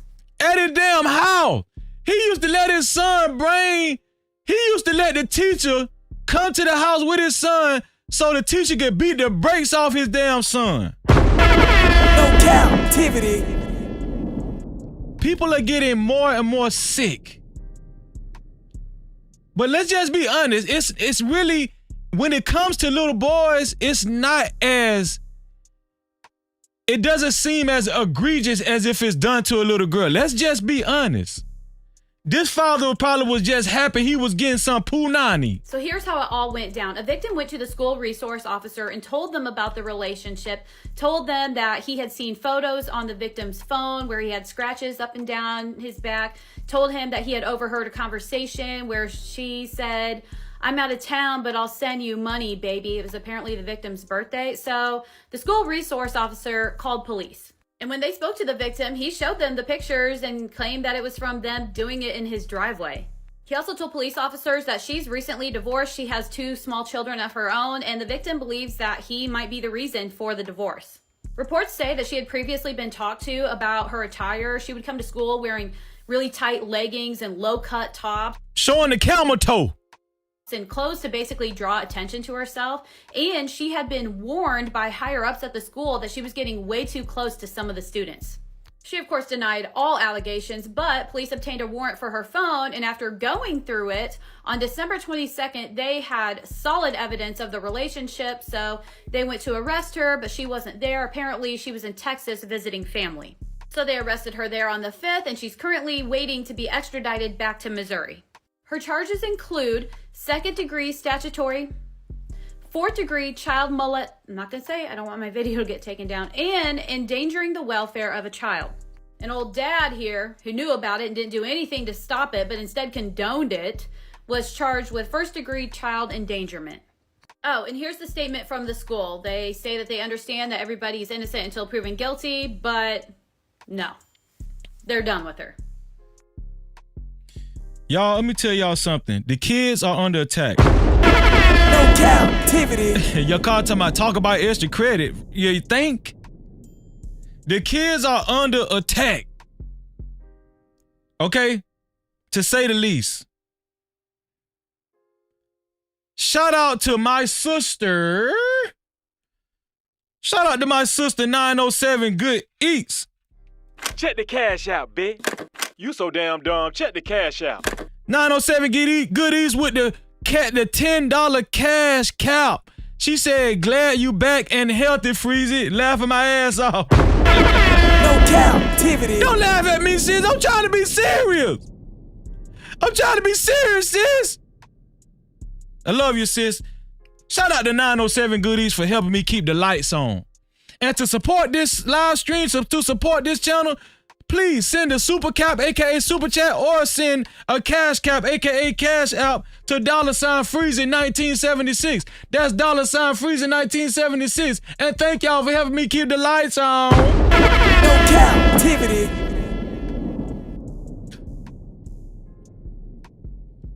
I know we've heard a lot of doom and gloom today. By now, we should know that the kids are under attack. Children are under attack. Right? Well, I want to lighten the mood. Here's a teacher. I'm going to show y'all another school teacher. Y'all check out this school teacher who's done an excellent job. I think she's a teacher and she's a cheerleading coach as well. This teacher has been very involved in the kids' life at school. And we're going to highlight this teacher by the name of Audrey Williams. You guys come down to the chat room and pay attention to how much of a great job Audriana Williams has done with these kids at her school. Shout out to the green and gold. It's poppin'. Brand new year and I'm locked in. Far as this teaching go, I am unreachable. I'm number one in your top 10. Miss Williams, been poppin'. 2020 new school, you're dropping. No COVID-19, ain't worried about a thing when economy ain't no stopping. I can teach your class with swag, this drip hard. Go ahead, take a picture on your iPhone. Students to the school, yeah, virtual. And you know Miss Williams go viral. Tell the school I'm a fool with the lesson. Come learn with me, I swear it's a blessing. Classes in session and we just progressing. Success is the topic and passes the message. Woo! My school is the best, there's no competition. Okay, we don't want to play too much of that, because I think there's a copyrighted song underneath, but y'all get the drill. Shout out to Audrey Williams. She got nationally recognized for this video. She did this project with the kid students in the background. Can you see? Huh? Let's honor. Let's clap. Let's clap for Audriana. Let's clap for Audriana Williams and give her a round of applause, y'all. So Audriana stayed making headline news. She stayed making headline news. Let me show y'all another accomplishment that Audriana just got recognized for. Y'all pay attention. This teacher and TikTok star danced her way into getting millions of views on social media. Far as this teaching go, I am unreachable. I'm number one in your top 10. Audriana Williams and her cheer team became an overnight hit. You in my business? Don't do that. But her alleged business is out there now after Williams was accused of having multiple sexual encounters with a student. The Shade Room has the warrant, and we're learning more about the student involved, where these alleged sex crimes took place, and what you can do to protect your kids from possible abuse. It is our job to keep them safe. I'm Justin Carter. This is TSR Investigates.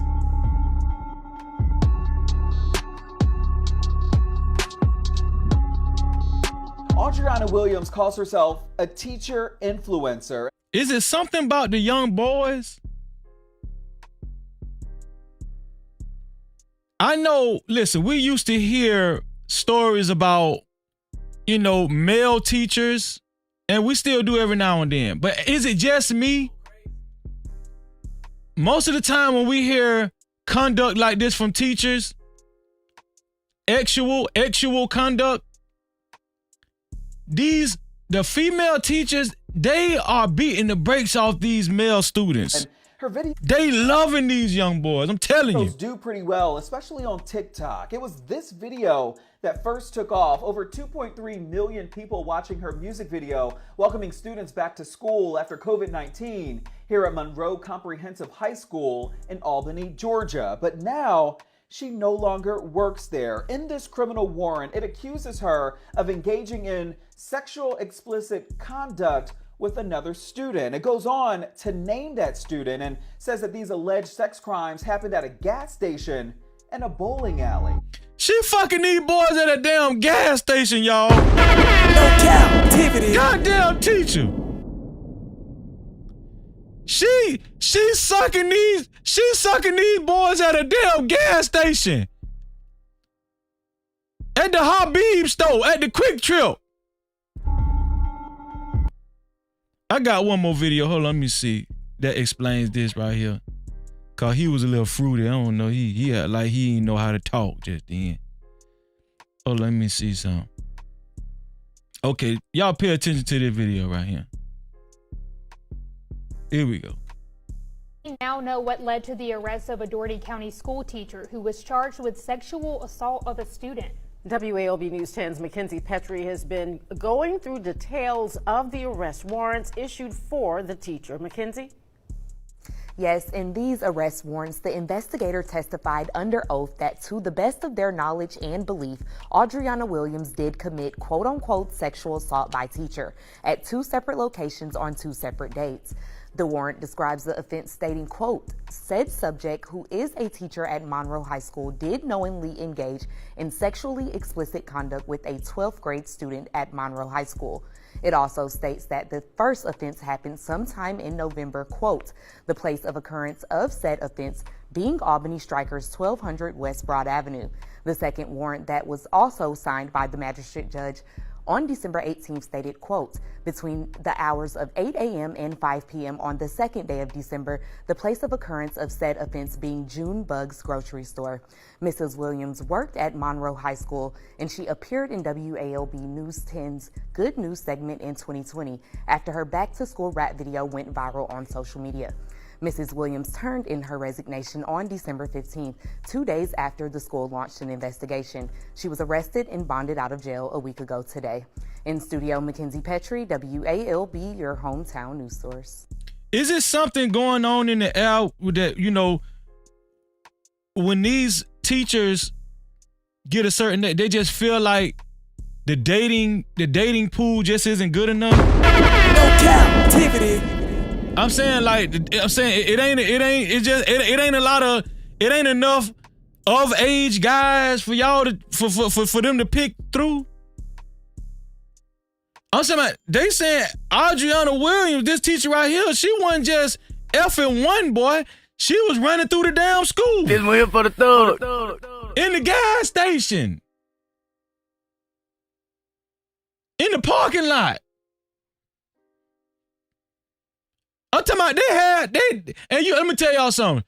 Now little white Timmy in the beginning, he probably, you know, that lady probably was that lady, that first white lady, she probably was fucking that little boy. But y'all know goddamn well them boys in the hood, they were beating the brakes off that lady Audrey. Y'all know them boys were beating the brakes off that damn lady, and she liked it. But that don't mean it ain't abuse. Y'all know, come on, y'all know them boys in the hood were beating the brakes off that lady. Yeah.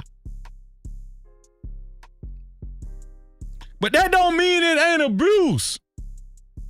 Shout out to Judah Israel in the building. No Cap-tivity. Shalom, brother. Shout out to Sharon Nolan in the building. Shalom. No captivity. She said, that's what I just said to my husband. Like, they ain't got no men around they can mess with. Or why the little boy? That's what I'm talking about. Y'all, this is like the 5th story I did with female teachers having sex with these little. One story I did, the teacher, she wasn't even a teacher. I think she was like a front desk secretary. Every time this particular, it was a white secretary. Every time this particular white boy came in, she made sure she got up and was funneling with herself and fixing herself in front of the boy and pulled him to the side and say, "Oh, I can't wait to get you. I want you." She was saying this in front of the kids. These school administrators are getting bold. This one here for the thug. No captivity. They're getting bold, y'all. Let's talk about that. What would make somebody is it well, let's talk about it. Can we be candid? Can we be candid, huh? Super chat. Shout out to my brother, my dog, BC Dub in the building with the $50. With the $50 keep the lights on super cap. He said, "My guy, welcome back, bro. I'm glad you're well. Love this topic. Believe it's all about control and the thrill. Situational sex is undefeated." No captivity.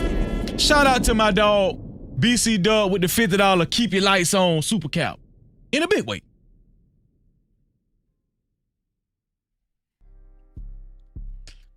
What's the problem? Let me put the link in the chat so y'all can come up here and talk with Freezy, man. Let me put the link in the chat. Let me put the link in the chat with the map on the dashboard. Let me see. Did I read that? Nope, I didn't read that. Hold on. My bad, T-Will. I was showing the video you sent me, T-Will. Super chat. T-Will with the $2 super cap. He said, "Small hat translates into synagogue of Satan." No captivity. T-Will. We know T-Will. Let me put the link in the chat. Let me see.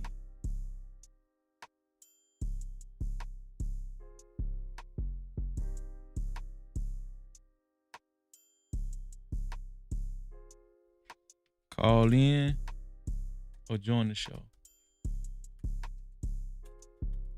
Join the show. Here we go. And I'm about to pin it to the top. Because I ain't talked to my brothers and sisters in a while.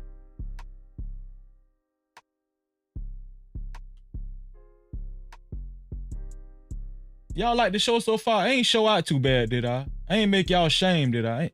I made y'all shame? I don't want to make y'all shame. I get a little ghetto. I get just a little ghetto, man. Sometimes I'll be in the store with my wife and she be looking at me like, Let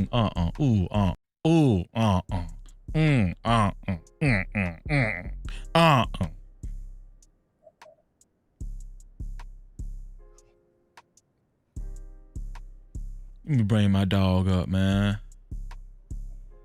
Dub, what's going on, Dub? No captivity. Dub, boy, they tried to take me out, man. I had to fight back. I'm glad you're all right, bro. I was a little Man. worried. I said, "Damn, what the hell?"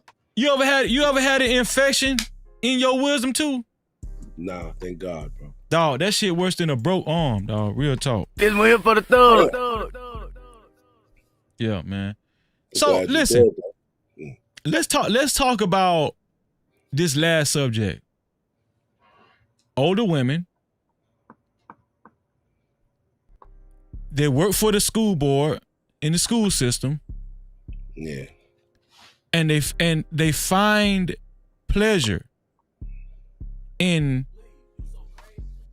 sexual activities with kids. Now, to be fair, I don't know if it was the last teacher Yeah. The white teacher, the little boy, the white boy that she was having sex with, he was in the 12th grade, I want to say. Oh, was it the black teacher? I don't know. I get lost. But what I want to ask you is this: is the dating world that bad to where they're going that direction? Man, help me out, BC Dub. Yeah, it's not, because a lot of women that cheat, majority of women that are doing stuff like this, they're married, they got boyfriends. So it's not that the dating market is that dry for them. Even when I was working corrections, the female COs was sleeping with the kids. The juveniles. With the juveniles, yeah. This one here for the thug. So I was looking into that. It's something called situational sex. Like when we ask the question like, why do women do certain things and stuff like that, a lot of the times it'd be the one night stand, or it'd be when somebody went somewhere and it's a quickie and they won't get caught. It's something called situational sex, and it turns them on. And I think with the teachers or with the CEOs, I also think it's like a control thing. Like they can control every aspect of it, and that like turns them on. I think when it comes to female teachers, right? Mm-hmm. Maybe they've heard young boys say, "Ooh, I wish I could. Ooh, if I could have a chance with Miss Such and Such." I think female teachers really do feel like it's not as bad as if a male teacher does it to a young female student, right? Yeah. Because in our society, the men are regarded as the monsters. Mm-hmm. Women weren't really getting punished up until recently. You know what I'm saying? They don't really see it as doing nothing wrong, man. And plus, they always hear men say, "Oh man, where were those kind of teachers when I was a kid?" You know what I'm saying? So they like, Is it plus, just me, or have you been noticing this more and more in the news media lately? Yeah, I didn't know it was that much. Like I knew it was there, but like if you go to YouTube and Google, right, female teachers with students, they got a list of 100 plus already. Really? Yeah. This one here for the thug. That's crazy, dog. Now, there's the thing with this lady. Her husband, she married. Her husband's a freaking cop, bro. Her husband's a cop. Which one? The one that you just showed, the black lady. Nah, for real. Her husband is a cop, bro. And she was getting ran through like that. That's crazy. No Cap-tivity. So you have heard about this story already? Yeah. Check the Wait, you sent it? Did you send me that story? I don't know. I don't know. But I'm gonna check the email to see who. Their LinkedIn is still up and everything, bro. Oh wow! Hold on, let me see. That's crazy. It's crazy. I'm gonna show the No Cap campaign later on in the show too. BC Dub, you're part of the No Cap campaign. I got you in the archives. Let me see. Okay. Yeah, let me see. Oh snap! Hold on, let me bring this up. Let me put us down here. He put us down here. This crazy, man. Let me see.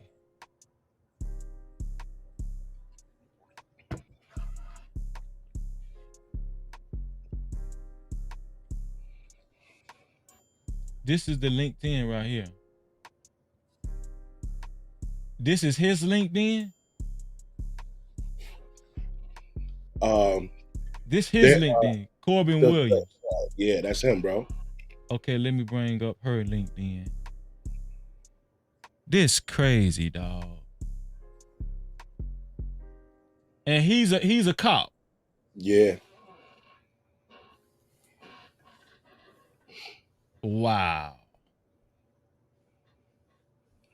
Wow. I'm trying to bring up this photograph. That was their wedding invitation that they had. Oh, it's in the mid. Let me see it. Let me see. Wedding party. Let me see.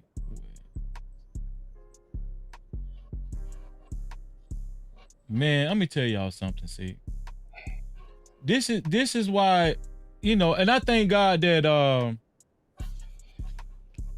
don't have this type of mindset. But this is why people don't trust people. This is why it's hard to trust in relationship. You got a woman that's married to a cop. The guy got a respectable job. She's in the school system, and you're allowing yourself to get ran through by these students. Now, I'm gonna tell y'all something. This is a classic case of trying to change a hoe into a housewife. No Cap-tivity. It's a classic case. Now, some people might think I'm Freezer being cruel when I say, Freezer, how you know she was a hoe? Well, you think she just started because you think she just started hoeing when she got hired? That's when she decided to hoe. It's probably why he married her, because she was freaky as hell. That's a good point. That's a great point. No Cap-tivity. And I'm gonna tell you, hey, listen, isn't it a double-edged sword? Like, we want our women to be a certain way in bed. We want that freakiness. That's what we want. But then you don't know what's attached to that shit, to the history. That's right. That's the hold on. That's the bad part. Like men shouldn't be afraid of teaching a woman things, because when you get them and the kid is already on it. But I don't know, man. She already know these tricks and know this. The first thing you think is like, damn. That's a Where fact, you learn bro. that? Wow. Let me see. I'm trying to bring this picture up, but it won't let me bring that picture up right there. It won't let me bring that picture. Let's look at him. Yo, all of his friends know now. His co-workers know. So her husband is a fraud investigator professional, fraud analysis, code enforcement officer from Leesburg, Georgia. Wow. Oh, experience. Yeah, he used to be a police officer. Juvenile probation officer. He was a Marine too. Yes, he was a Marine too. This is crazy, man. Let's look up her Adriana Williams. Let's look up her background. Teacher. Went to school this is an educated woman. This woman went to college. She went to Albany State University. Bachelor of Science, BS degree, political science and government. Oh yeah, I'm a PhD. No Cap-tivity. Shout out to Kevin Samuels. I'm a PhD. I'm showing people this stuff because this is why I'm showing people this. This is why I take my time to show people this information. To let you guys know, right? Let you guys to know, to reveal to you guys, stop paying attention. Credentials is good, money is good. I'm not telling you guys to ignore that. I'm not telling you guys to ignore the money and the credentials and all that kind of stuff. But as we can see from listening to Kelly Price, looking at both of these teachers, right? We looked at the small hat people. Okay, I'm telling y'all right now, you have to do your due diligence. We always talk about context clues right here on No Cap-tivity with Freezy. No Cap-tivity. Always. So many of y'all, so many of us are living in the clouds. We're not paying attention. There's a way we can seep this stuff out. Okay, shout out to Sharon Nolan. She said she talked to her husband. Shout out to Angela Reddick. Okay? Shout out to A.R. Smitty. Just came through the door in the building. What up, Smith, man? No Cap-tivity. Is it dangerous out here, BC Dub? Is it dangerous, bro? Yeah, man. Yeah, man. The safest thing you could do, even for those who not gonna take our advice and they still wanna get married to do a union, the safest thing is to do that damn domestic partnership so you ain't broke when she leave, bro. Are you married, BC Dub? Divorced. So you divorced. So how are you tackling the dating life right now? How are you looking at it? To be honest, I'm seeing someone, but to be honest with you, I'm like really cold. Like I'll never let that happen to me again, bro. This one here for the thug. And it's kind of sad because that means that you have to live the rest of your life afraid to fall in love, afraid to let your guard down. Your marriage ended kind of chaotic or tumultuous a little bit? Nah. Just irreconcilable differences. Yeah. Okay, gotcha. Yeah. You know what I'm saying? But this is the thing, right? We're moving into an age where we're already here. Hypersexuality is at an all-time high. These women is freaky. But let's just be honest. Men like that. Men like freak. Listen, ladies, we ain't sitting up here saying we saints and all that. We like freakiness. We like freaks. Behind closed doors. There you go. No Cap-tivity. There you go. Not at the goddamn school. Yeah, not at the school. We tired of, we even tired of seeing y'all kissing on each other. And there's a video. Let's talk about that. These damn chicks, they out there performing things on each other inside the club, and they filming it. And it's just like when it first happened, it was new. Just like everything. When it's new, it's exciting. It had a good 15 year run. It's played out now. Dudes are actually looking for the real ladies. Like, you know what I'm saying? Like, it's just like every time you turn on something, it's just like, damn, yo, there ain't no more straight women. Where the straight women at? That's a fact, bro. You get some straight pride out this motherfucker. That's a fact.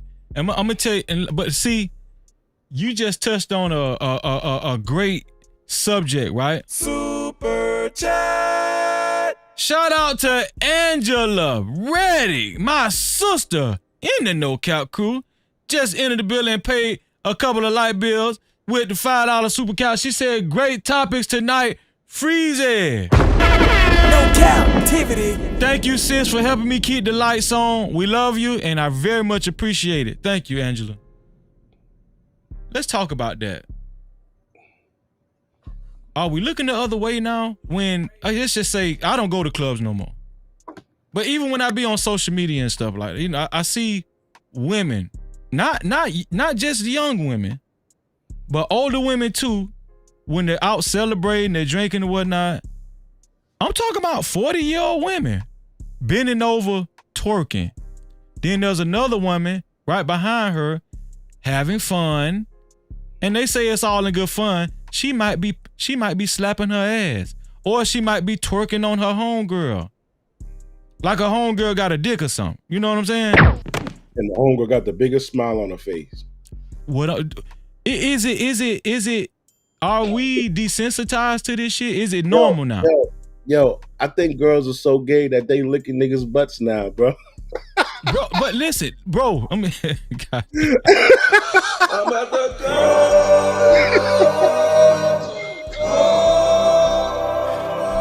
Listen. Why would you lick the nigga ass? Listen. If she lick a nigga ass, she damn sure gonna eat some box, bro. That's a fact. Yeah, that's a fact. These same, what you think about this? These same women are saying, the same women that's out having fun, they might be at a sports bar, they get drunk, they be patting on each other's ass, twerking on each other, the whole nine. These women say, hey, I'm not gay. They might tongue kiss each other, they might kiss each other, but they still would say, hey, I'm not gay. What do you think about that? The tongue, yeah, they straight gay. Yo, I used to date a girl, right? And she admitted to watching corn, right? Mm-hmm. But she don't watch straight corn. She could only get excited and finish off of woman on woman. I said, so you gay? She said, no, I'm not gay. Wait a minute. The only way you could get off is if you watch girl on girl porn. She said, That's yeah. what she said? Yeah. But you saying that you're not gay. She said, I'm not gay. So I said, but if the only way you could get aroused enough to get there from watching this, she said, well, because the regular one is boring. It's boring now. You already know what's going to happen. So then, girls that have a lot of sex, men that have a lot of sex, rich men that have a lot of sex. Here's the thing. You know, if you take too much of that medication, right, for your joint, you'll become immune to it, right? Mm-hmm. It's I really believe it's the same thing with sex. If a person has a lot of access to it, the regular normal stuff becomes boring. So That's they a gotta fact. dabble a bit. So now if you a dude, maybe you had a chick and she's gorgeous. All right, cool. Now you like, shit, nah, I need another gorgeous chick. Now one ain't enough. Now maybe you want two. Two ain't enough. Now maybe you want three. Three ain't enough. Now maybe you want you and your man to run a train. The train ain't enough. Now maybe you and your man start playing with each other, and it becomes a whole big thing. You understand? Because it ain't hitting the same no more. So people who have a lot of access to that's why you see like you would think before only pretty girls were like more wholesome, and the ugly girls were not wholesome because you felt that they had to do a little more to get it to keep a man. So you figured that's why she was so freaky and talk like that, because she's not as pretty as Sandra, so she gotta act that way to get a man. Now, if you know what I'm saying, and if you look at today, the most gorgeous women are the fucking freakiest, bro. And I think it's just like once they get that hit and they get used to it, then they got to go a little higher, then they got to go a little higher. Now everything is out of control. Do you think that at your age, when you meet women, do you have a problem with a woman's sexuality, or are women hypersexual even around your age range?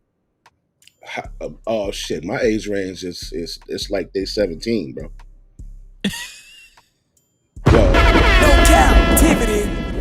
And I was 20, it's like they what? Like they 17 again, bro. They that's like what they want, bro.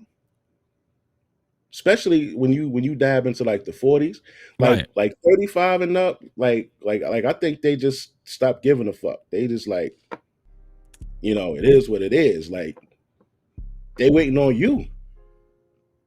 You know what I'm saying? Like, damn. Let's talk about NBA YoungBoy. Let's talk about NBA YoungBoy. Did you see what I covered earlier in the show with NBA YoungBoy? Nah, but that's the nigga with like a whole bunch of kids, right? He got about 11 kids. Yeah. Let me play it one more time. Let me play it one more time so you can get the gist of what NBA YoungBoy was saying. Let me see. Let me bring it up. We put it in the chat room. Here we go. I think this is it. Yeah, here we go. All right. Obviously, you do have a lot of children, and I've been around you to see in a short amount of time that you're a great father. How important is fatherhood to you, man?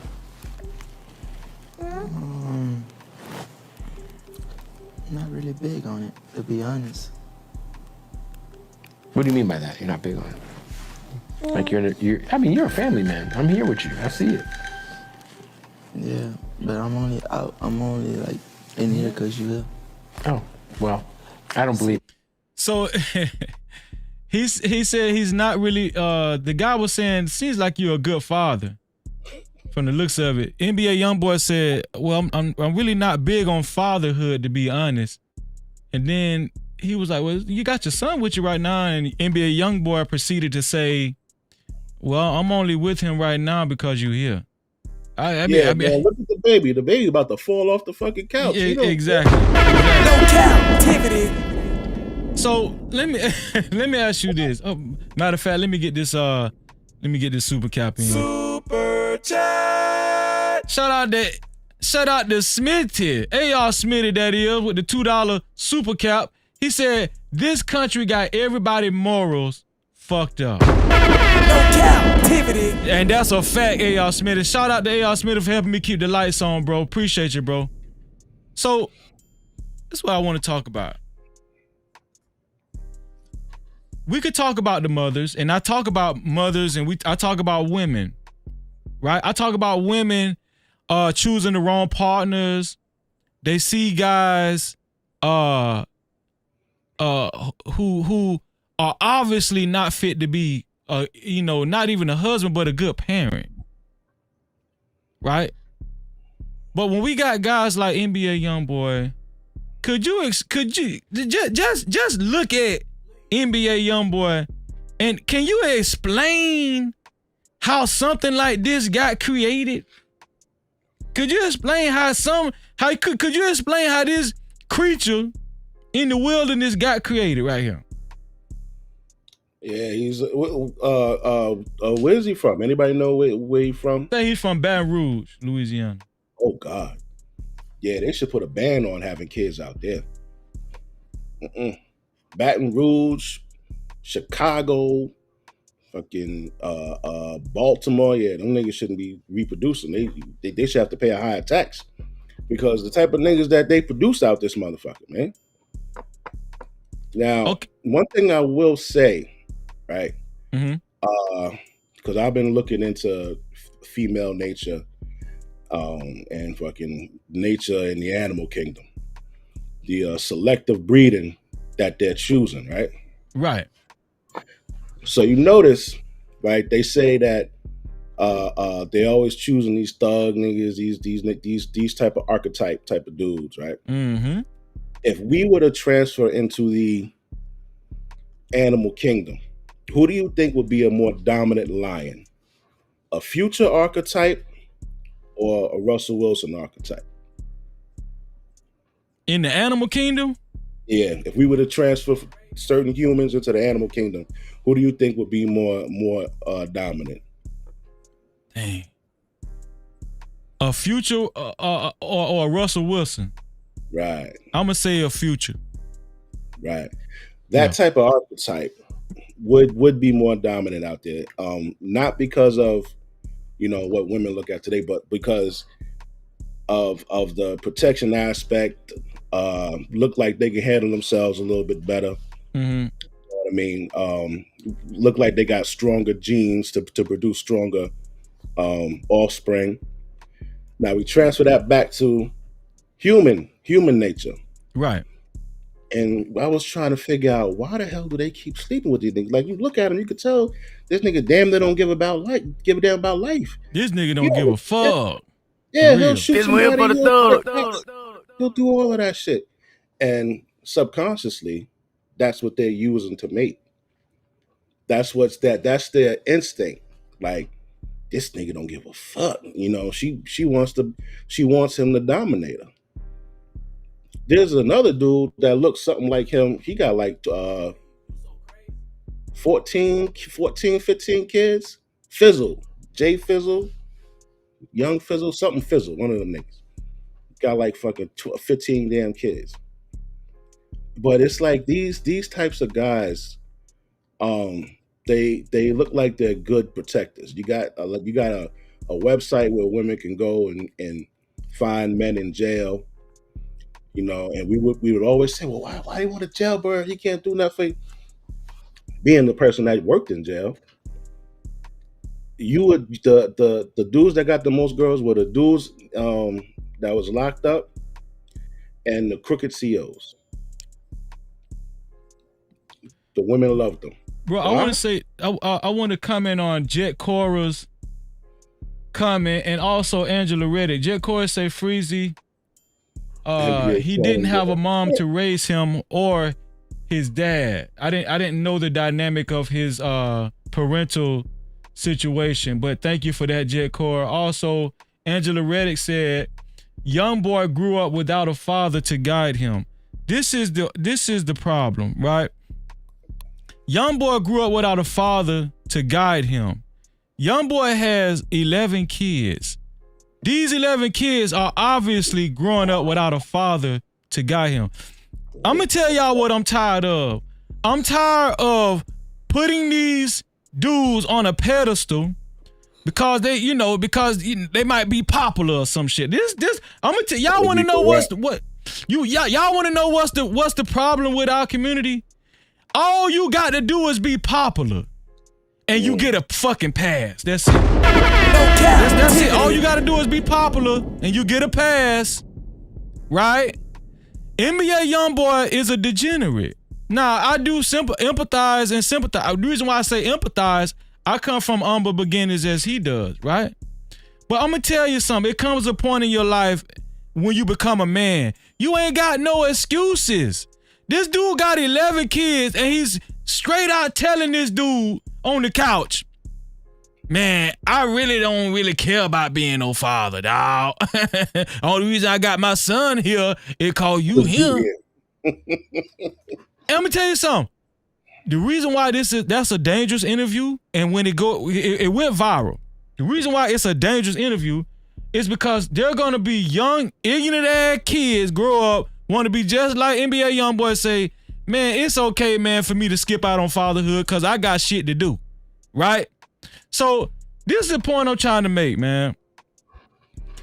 I know the men. I know a lot of men don't want to hear this, but the only way this community is gonna get better is if the men stand up, grab their fucking nut sacks.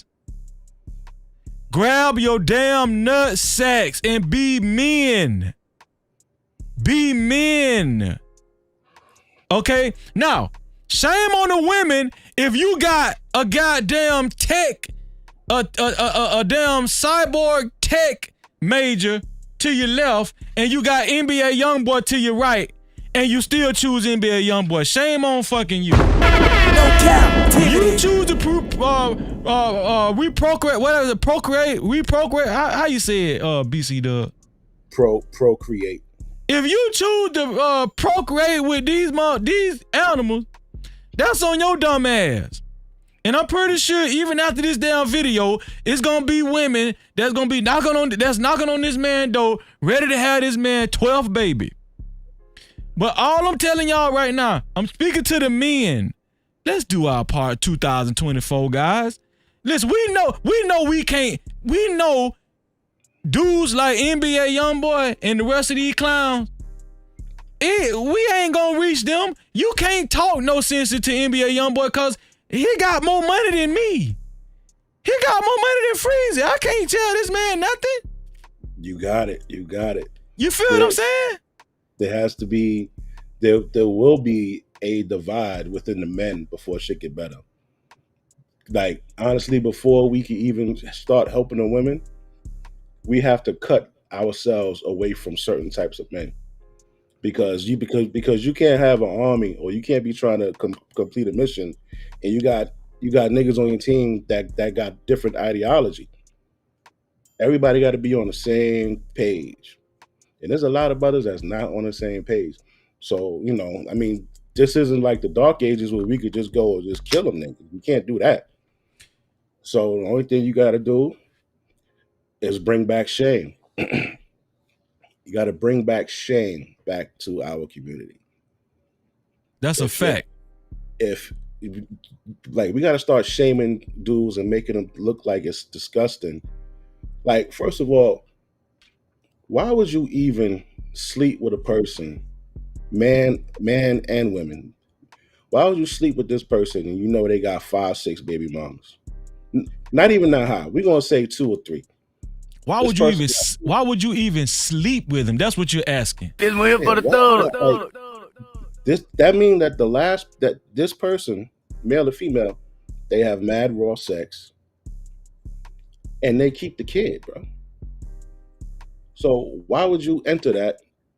Or ladies, why would you let him enter you? You gotta start looking at niggas like they disgusting, bro. That's nasty. And then I was doing some research on it. Do you know that the DNA from like basically whoever sleep with one of his baby mamas next, if he sleep with her raw, that nigga's leaving himself open to catching whatever kind of bacteria and whatever kind of DNA young NBA boy got in him. That's a fact, bro.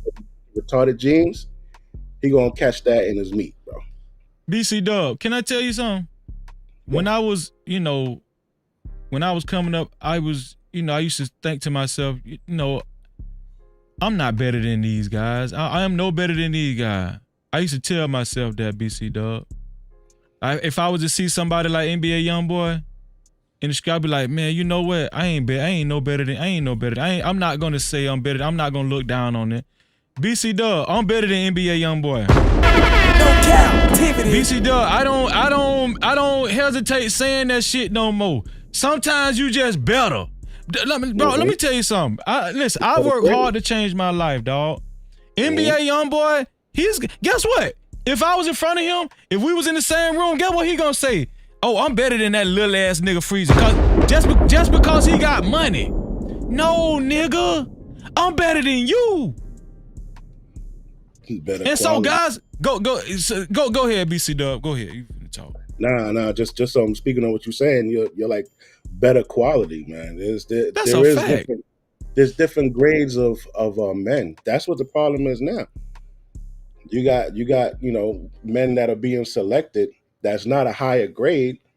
They just have a certain attribute to them, and that's what's getting them to be chosen. It's like a 7-foot ball player. He ain't shit, but he got chose because he's 7 feet tall. Facts. You know what I mean?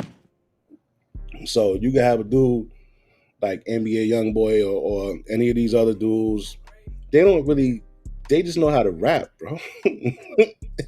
So somebody can make money off of them. So they give them a little loan because they got to pay that shit back. Like you could get a loan for $400,000 house, right? You got to pay it back. This nigga get a loan of $10 million up in that contract. He got to pay that shit back. He just got a bigger loan, and if he don't produce, that shit is out out the window. Like it's just like different quality dudes, man. Like like you don't have to be. I'm not saying for women to pick soft niggas. I'm just saying you gotta pick a dude based on like how he react to like failure. You know what I'm saying? Like women have a hard time choosing a dude. Like find out how that dude reacted during his last failure. Did he just completely quit? Cause I mean, if you get with this nigga and shit get hard, what are you gonna do? Quit? Now you done signed up with this dude. He done came down on some hard times, and this nigga's quit. So now he quit with you, him, and y'all kid. You gotta see what type of dude it is, not just because he got money. One day his style of rap ain't gonna be popular no more. Then what? You know what I mean? Shout out to Weedy 504. Weedy 504. I every now and then I highlight a comment, regular comment when it actually is profound.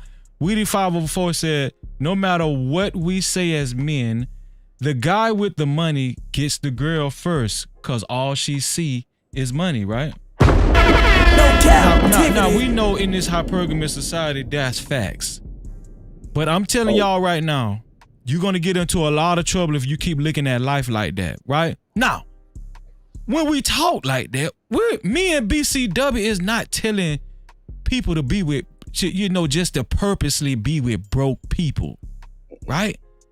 BCW is not a broke man. Freezy not a broke man. Now, I will go as far as to say Freezy, I know I don't got as much money as NBA young boy to play with, but the point I'm trying to make is this. When we talk about what's valuable, right? That's all you do. When we talk about value, and we place value on the wrong things. If you keep placing value on money, cars, clothes, material items, those are tangible things, meaning they can be replaced. It can. But let me tell you something. The type of loyalty, dedication, honor that I have in my marriage, it cannot be replaced. It's only one Freezy that can deliver that. That's it. The Freezy way. The Freezy way. When it come down to BCW, it's only one BCW that can deliver these intangible qualities the BCW way. Not the Freezy way, the BCW way. And so when a woman latches on to a particular man that can deliver these particular intangible qualities that's way more valuable than money, women overlook that shit all the time and they play themselves. No Cap-tivity. What you gotta say about that, BC Dub? I was just looking in the comments to say, where'd it go? Are black men marching for value? Shout out to Chavo One in the building. Go ahead, BC. And doing the right thing. That's like a question that you're not going to get a straight answer for that. Like if a person gave you a straight answer for that, they'd be lying, because there's 20 million black men in America, and of course, all 20 million ain't moving like that. Different age groups all account for that. But what we are saying is our age bracket. Freezy, I don't know how old you are. You are like about 29? No, hell no. I'm in my 40s. Okay. I wish. I'm 46. We classmates. I have two sons, and the things that I put in their head and expose them to, when this generation that I'm partaking in creating, will be, because they know how they're learning how to choose a woman. They're learning from all of my mistakes. I don't keep my mistakes from them. I tell them my mistakes. I tell them my success. I tell them the mistakes and success of my friends, and I give that to them. So this way, when they're like 16, man, I got an 11-year-old and a 7-year-old. By the time they're 16, man, they really should be good enough for your daughters. Now, the question is, are your daughters going to be good enough for our sons? You know what I mean? We need women. We see what both sides are doing. You got the girls twerking and dancing. They ain't even teenagers yet, man. You got the boys holding guns and shit like that, and bags of weed in fucking Chicago. They ain't even teenagers yet. You know what I'm saying? So, see, what I'm trying to get us to do is think on a higher level. Shout out to Poppin' Cranium. Poppin' Cranium said, bruh, humans never overlook money, right? And I understand what he's saying. For the most part, he's right. I'm going to tell you who does overlook money, BC Dub, and everybody in all the whole No Cap crew, right? The people that overlook money are big corporations, billion-dollar corporations. You know why? Because it's not just about the money. It's about the right situation. You feel what I'm saying? No Cap-tivity. Like you not finna be, let me see. You're not finna be Disney World and just get into bed with NBA young boy just because he got money. Disney World don't give a fuck about your money. It has to be the right situation. And that's how we need to start looking at our relationships. Shout out to Anton Daniels, man. No Cap-tivity. let me tell you something. When I first got Will for my dog Anton, he used to say marriage is a business. And in the beginning, I used to kind of be like, what do you mean by that? You know what I'm saying? But I understand. It doesn't mean that you don't love the person because you looking at it as a business. No, people in business love each other, but they still hold true to certain values that you must protect. You understand what I'm saying? Like loyalty, honor, dedication, cooperation, all that good shit that Kevin Samuels used to talk about. Man, shout out to Kevin Samuels. Listen, I like the Kevin Samuels. They can talk. I like the Kevin Samuels because he made a lot of sense. Even though some people could say, hey, you know who he got found on top of, it contradicted what he said he actually liked it. But that's his personal preference. I ain't here to judge the man. What I'm saying is this. It was bad. Right. But you know the sisterhood. You know they came at it. But listen, I ain't even going there. Yeah. Never mind. Go ahead. Right. So, but the point I'm trying to make is that the higher up you go in tax bracket, the more you take your mind off of money and you start paying more attention to vision and the right situation, what actually fits like a puzzle that's going to actually be conducive to your business, right? It's not just about money. Like just because money, they're not going to decide to attach themselves to money if that money is attached to any fucking thing. You understand what I'm saying? That's just like, okay, let's look at Bud Light. Let's talk about Bud Light. No Cap-tivity. Bud Light made a decision. To go. They thought they were making a good business decision by going with the alphabet community. But I forgot the name of the lady, the spokesperson that they had doing the ad revenue streams and all that shit. Yeah. It backfired big time, bro. Bud Light don't sell for damn near 99 cents. 12 pipe. No Cap-tivity. He wasn't thinking. Ain't no young boys drinking no fucking Bud Light. Them old white boys ain't, the young ones, they ain't drinking Bud Light. Right, exactly. They drinking hard liquor. It's the older cats, man. It's the older cats with money that's sitting back drinking Bud Light, going to the bars, going to the fucking football games, sitting on their boat. It's dumb. And she excluded them. That's the old school mentality. They ain't with that new shit. Dylan Mulvaney. Thank you, Yakar. Dylan Mulvaney, yes. No Cap-tivity. That's who sunk they motherfucking ship. And I'm gonna tell you something. They thought it was gonna bring in more money. But that's a classic case of why you shouldn't attach yourself to somebody just because you think money, because it's gonna bring you more money.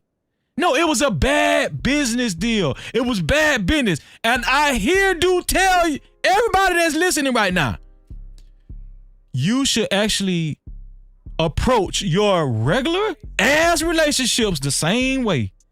Because who you choose to align yourself with, who you choose to attach yourself with, can make a big difference in your life, or it can be the biggest nightmare in your life. That's a fact. We're here for the thug. Am I on to something, BC Dub? Yeah, you are, man. You are. You really are. So I'm not gonna count NBA YoungBoy out, but if I would have had to bet on it, if I was a betting man, I'll say it ain't no turning back. NBA YoungBoy fucked up. I'm gonna tell you why I know he fucked up. He's on house arrest, and I forgot he in the middle of nowhere on house arrest right now. That's where that house is. It's in the middle of nowhere. I forgot it's in the Midwest somewhere. I don't know if it's Colorado or something. I don't know. But I did a story on NBA YoungBoy a while ago. I don't know if it was last year. NBA YoungBoy, I think is he's a Mormon now. Damn. Yeah, NBA YoungBoy is fucked up. He's a Mormon now, and I guess he at one point in time he became super religious. Thank you, Utah. Thank you. And he supposedly changed his life. Let me tell you, let's go now. See how we segue into this church shit? Freezy good, dog. No Cap-tivity. He a Mormon. And he invited a whole bunch of white people to his house. Shout out to the white folk. Right? And he brought them to his house. They prayed for him and all that kind of stuff. Y'all remember that shit, No Cap Crew? Y'all remember that? No Cap-tivity. And he supposedly changed his life. He's super religious now and all that shit. And then we just heard this man say, I ain't really that big on fatherhood. See, what I'm trying to convey, y'all stop listening to these clowns. Stop listening to these crazy folk. Okay? Just because somebody got some status, this is what this channel is about. No cap. No cap. It's the reason why I named this channel that. So we can stop getting fooled and bamboozled and shit. This man said he's a fucking Mormon and he live in fucking Utah. And he loved the Mormon Jesus. Dog, let me tell you something. If we're coming into an age where if you don't look through the creases, if you don't see what's really happening, if you don't take your head out the fucking clouds and pay attention, you're liable to be next. The reason why I covered all these stories tonight, bro, underground tunnels, right? Gospel folk on tour, messing with underage kids, gospel folk, black gospel folk. Oh shit, I missed that. Damn. You missed that? Yeah, I missed that. Hold on, let me play it for you. Let me play it for my dog, man. Let me play it for my. Let's go back down to the No Cap room. Let me see. I got to play this for my dog. Let me see. Yeah, I'm gonna just pull up this one video. Here we go. Off to the No Cap room we go. Here we go. And tour with both gospel and R&B artists, and the lives that are lived by the people that you worship are despicable and disgusting. My heart was broken when I saw the things that happened on the road with a lot of these artists. Did you see that, Freezy? What's that? Doing shows. Oh, what does she have a filter on or something? I don't know. It's super dark in her room or some shit like that. What happened? She got some shit. Her fucking. Oh, okay. Okay. I don't know if that was a filter or something with her phone or some shit. I don't know. Oh, My right there. heart was broken I think that was just the reflection from her camera or some shit. Are despicable and disgusting. My heart was broken when I saw the things that happened on the road with a lot of these artists. Doing shows with these artists, all kinds of stuff. My heart was broken because there was still a part of me that believed that holiness with no man shall see the Lord. That's biblical also. It took for me to tour and to work and to do shows with these artists that call themselves gospel artists. And preachers who tried to get in my bed. That's another story. You won't get it for free. Refuse to give that for free. Some preachers that's all over your timeline and in your YouTube right now, that if they could have gotten me in my bed or in their bed, they would have. But I don't play those games. Fuck a man. I fear God. I fear God. I love you. I appreciate you. I thank you for your support. I'm not even about calling out names. People can assume what they want to assume. Wasn't but for an artist on the show that I was a judge on. I was on a show with Kirk Franklin, Erica Campbell, Jonathan McReynolds, and there was me. My husband was with me at work every day. And I'm gonna leave that right there. God bless y'all. So she did call out some names, right? She called out some names. She was allegedly insinuating underage them targeting underage kids and even preachers trying to sleep with her. Well-known preachers that we know. So I'm gonna tell you something, man. Anytime this is Sunday, this is the Sunday best click right here. Let me see. This is Sunday best right here. I didn't even show this earlier. This is Sunday best. Kurt Franklin. This the lady from Mary. That's Kelly Price. I forgot the dude in the middle's name. I don't know his name, but he's a judge too, and I think that's Shirley Caesar. Let me tell you something.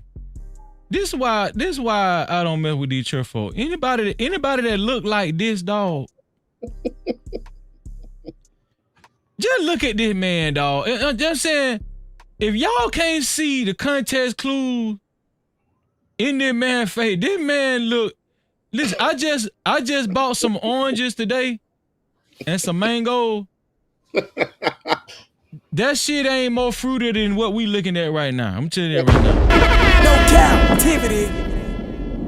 Listen, and I got the oranges I bought was sweet, but I guarantee you my oranges ain't as sweet as this nigga right here. No Cap-tivity. You can just look at this man and see something is wrong. Look at this man cheekbones. They got makeup on, bro. Look how he's staring at the camera. Blush, all kind of. I look like he got some eye. What's that shit? The eyeshadow. He got makeup on. This my thing. See, the women already know. The women be knowing, but it's the guys that's ignoring it now. Man, bro, I don't ignore this shit. Dog, a while ago, I don't know if y'all remember this. Kurt Franklin said he had a corn, because we can't say the P word. He had a corn addiction. Yeah, since remember he 8. admitted that on, I forgot, he admitted it on a talk show. I don't know if it was Breakfast Club or something. Mm-hmm. But guess what? Guess what kind of corn he never admitted that he really had an addiction to, though? And it came out later. Nah. Sword fighting corn? Huh? Sword fighting corn? Yeah, exactly. Nah. Been waiting for the thug. Yeah, but he didn't want to go into detail. But I don't know if it was his one of his kids or somebody actually outed him and said what kind of corn he actually likes, right? Yes, your car. Exactly, your car. Your car will be on point, man. Jerome say, Freezy, he admitted he had a corn addiction, but I don't know which one of his kids outed him. So this the thing, man. When we leave our house, when we wake up in the morning, we go to work, we go to the grocery store, when we handle our day-to-day business, let's keep our eyes open, our ears open, man. You know what I'm saying? Because I ain't gonna let them take me out. I ain't gonna, they can't fool Freezy. I know they can't fool my dog BC Dub. But the reason why people are getting fooled is because we become so desensitized and lackadaisical and also accepting of a lot of what I want to say, what's the right word? Help me out, BC Dub. We become accepting of a lot of lifestyles. Yes, we become accepting of a lot of lifestyles, and more. A lot of black people ain't gonna like when I say this. Now, I don't proclaim to be a big in politics. I follow it just because I like to be current. But most black people, if I was to guess, are Democrats. They're liberals. Even in the black church, homosexuality is very accepted. Now, I'm not, listen, hey, like I said, I always say this, I'm not speaking against the homosexual. Y'all ain't finna flag me. But the point I'm trying to make is, isn't it hypocrisy? No Cap-tivity. This makes no sense. Like if you logically look at it, there's not one religion that says, okay, nah, you good. Not one.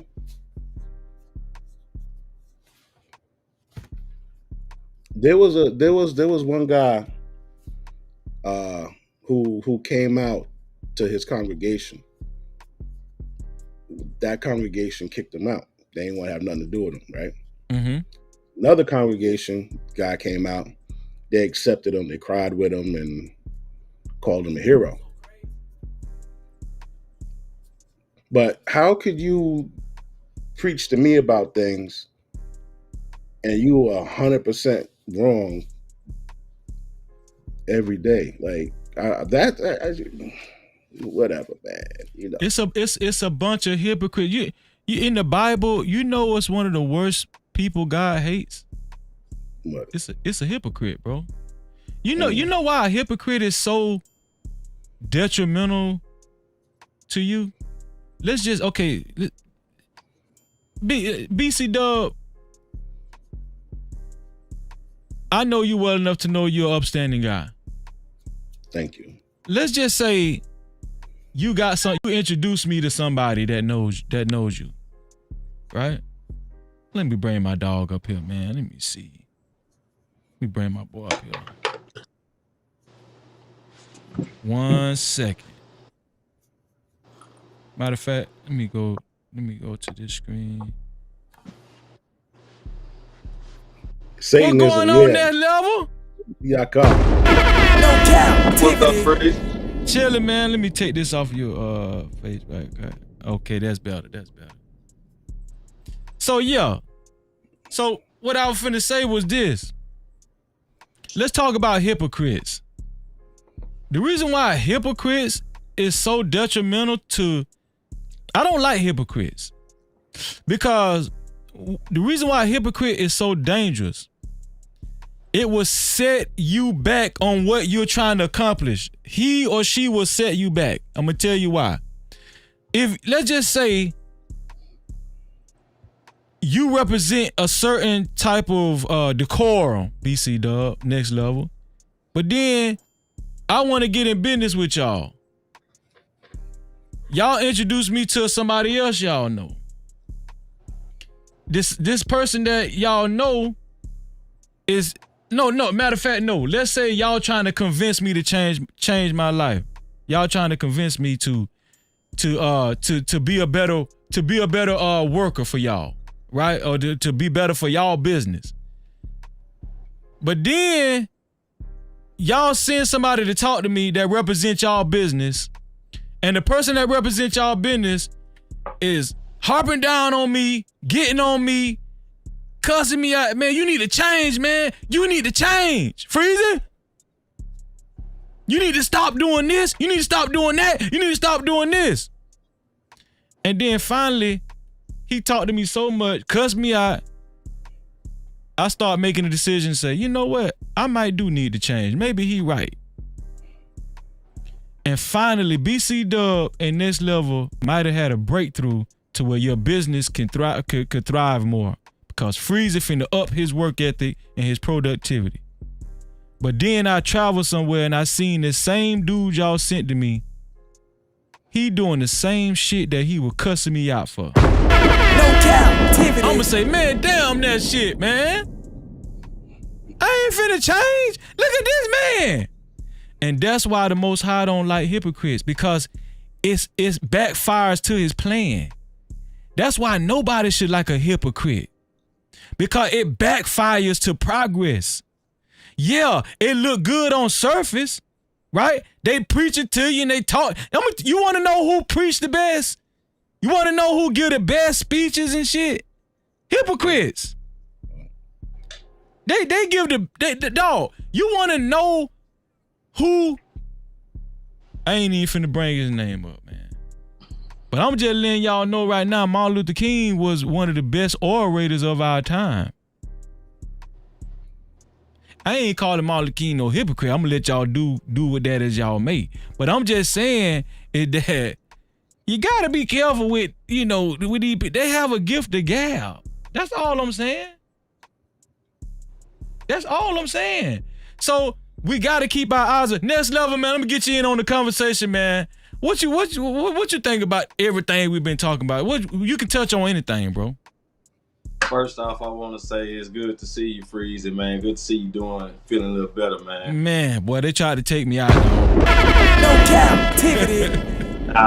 Can't nothing hold you. Don't let nothing hold you down, man. Just keep pushing through it all, Facts. man. Facts. Second off, I want to give a shout out to the No Cap crew. Third, BCW. As always, big salute. But I was working out and I was hearing you first talk about the teachers with the teenagers. Yes, sir. And I had typed in the chat that I was in a situation like that, and it wasn't like a teacher pursuing me. It was more like me pursuing the teacher. Okay. But she wasn't a teacher, she was like a counselor. I mean, guidance counselor. And at the end of the day, she was married, and she was married to like someone that was like worked in the city council or something like that or whatever. But I mean, it's women that do that, especially when you 17 and stuff like that. It's women that do that, even if they don't go that far of sleeping with you. They like the flirtation. They like the this. They like the that. They like all that, because at the end of the day, husband might not be showing her all that this young guy might be showing her all this attention. It's just a lot of things like that. And women do love attention. Not all of them, but, women do. So how old were you at the time? I was like 16 turning 17. We had messed around for like maybe about a year or so until it got too out of hand. And like people knew. And like even like the principals and everything knew in it, but they couldn't like really prove, didn't have facts or nothing like that. So It just got to the point where they removed her from being my counselor, and like we couldn't have no type of communication at all. Wow. And how long did it last?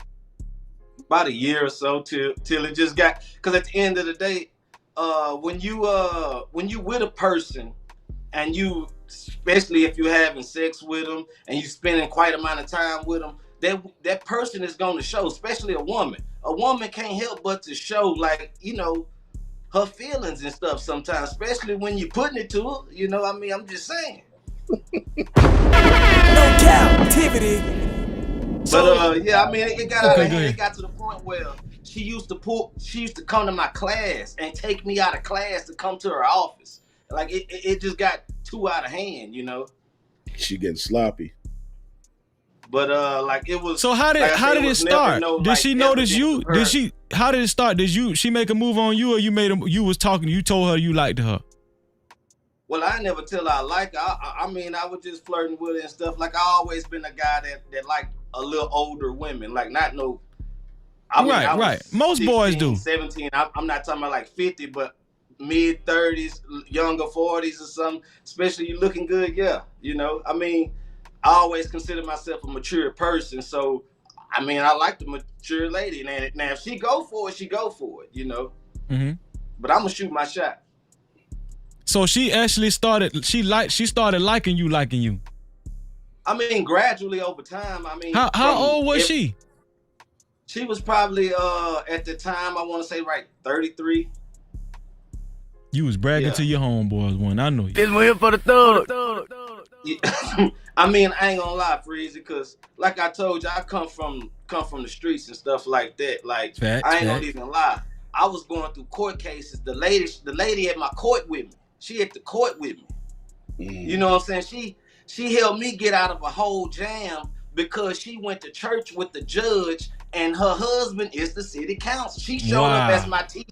She showed up as a concerning counselor with a rising student who just got caught up in some type of stuff. When long behold, we doing whatever we doing. You know what I'm saying? Okay, so this is interesting. This is very interesting. So, okay, so shout out to Natasha Vincent. And Natasha said, "Sir, you were taken advantage of by someone in position of power." So, She was in position of power. I mean, like I say, I chose up on her. Like like I say, I mean, when I was 15, I was messing with a 23-year-old. My mama had to threaten to call the laws on her so she can stop messing with me. I mean, that's the type of thing I did. I just like. let's talk about this. Let's talk about it. Do we look at it differently when it's dealing with young boys versus young girls? Is it different? And if it is, why? I want y'all to go down the line and tell me why y'all think it's different. Yo, check it, right? You ever have one of your mama friends, you like a teenager, 16, 17, whatever, and she just keep complimenting you in front of your mama? Oh my God, he's so handsome. They used to do me like that all the time. Nice. Yeah. He's so handsome. Oh, he gonna be fine. Oh, this and that, right? Oh yeah, they love saying that. Yeah, they love saying that. You gotta watch them. Right? Now But imagine see, when they say that, I'm gonna say something back. See, that's the thing, like I'm gonna play with them, and if you go, no Cap-tivity. Now imagine one of y'all homeboys, say you got a daughter, and one of your homeboys come by and he see your daughter. He like, man, she fine, bro. Yeah, she growing up nice. You gonna look at that man and be ready to fucking punch him in his mouth. Like, yo, what the fuck? That's my daughter. Why is it that women don't see it like that? Because they don't see other women as a threat. But it has the same motive behind it. Because if a dude is saying it about your man's daughter, the same thing that the woman says about this chick's son, is gonna be a problem. That's a fact. But I'm gonna tell you the truth. With young boys, it's almost like a fantasy. To be with older women, right? We young boys. The reason why I say it is different. Now I will agree with Natasha Vincent. It's still predatory, right? By law. But as young boys, we was looking at porno magazines. See, back then, the magazines was big. You know what I'm saying? The Hustler and all that kind of stuff. We was looking at grown ladies in magazines whacking out little Peter whackers and stuff way back then. You feel what I'm saying? No Cap-tivity. We was sneaking looking at Cinemax After Dark, HBO After Dark and all that shit back then. You know what I'm saying? We was visualizing and so we can brag to our homeboy. Man, I had a teacher, dog. You know what I'm saying? Like Next Level. Shout out to Next Level. No Cap-tivity. Counselor. See how Next Level had to strain me. I had a counselor, Freezy. Counselor, hell, shit. No, but I mean, actually, I really wasn't taught like in a traditional way of a man loving a woman and just having a woman, stuff like that. Because like I kind of grew up in a broken home, like split home. Right, and the only person that I seen married was my grandparents. I didn't see like my uncles and stuff like that. Like my uncle was a pimp. And my dad, he wasn't no pimp, but you consider every young male, especially in the urban area in the hood, they want to consider themselves a player. Right. Nobody want to be, I'm a one woman man. Nah, I want a roster, So that was the ideology growing up. So I mean,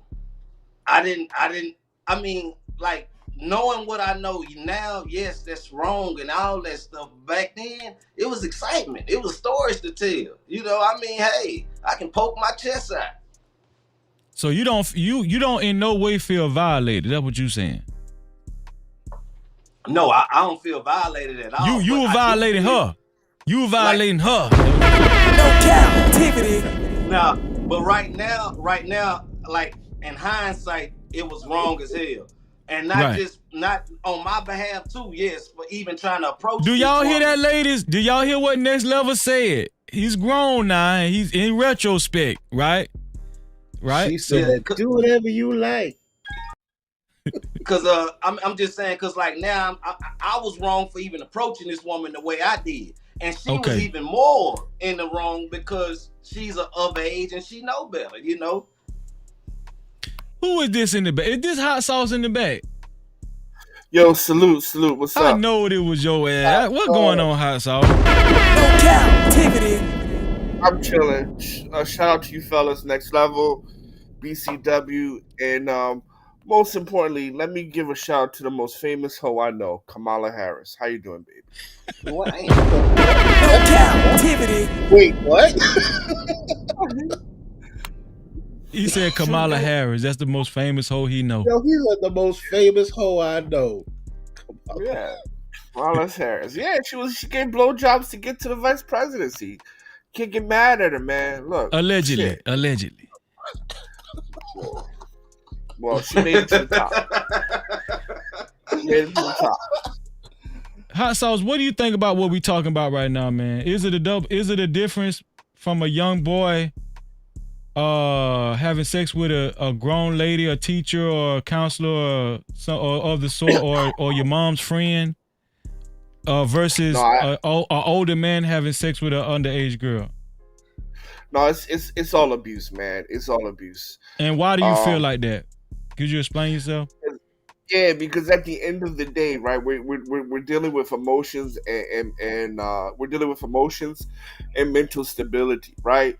Yeah. A 13-year-old boy has no business being with a 30-year-old woman, right?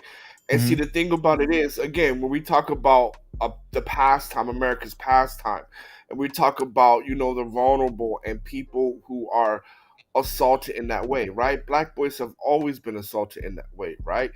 Even when it comes to the plantation, right? It was black boys who were assaulted, right? It was black men that were buck broken in front of everybody, right? So, man, when it comes to stuff like that, man, a child is a child regardless of gender, man, and all children need to be protected.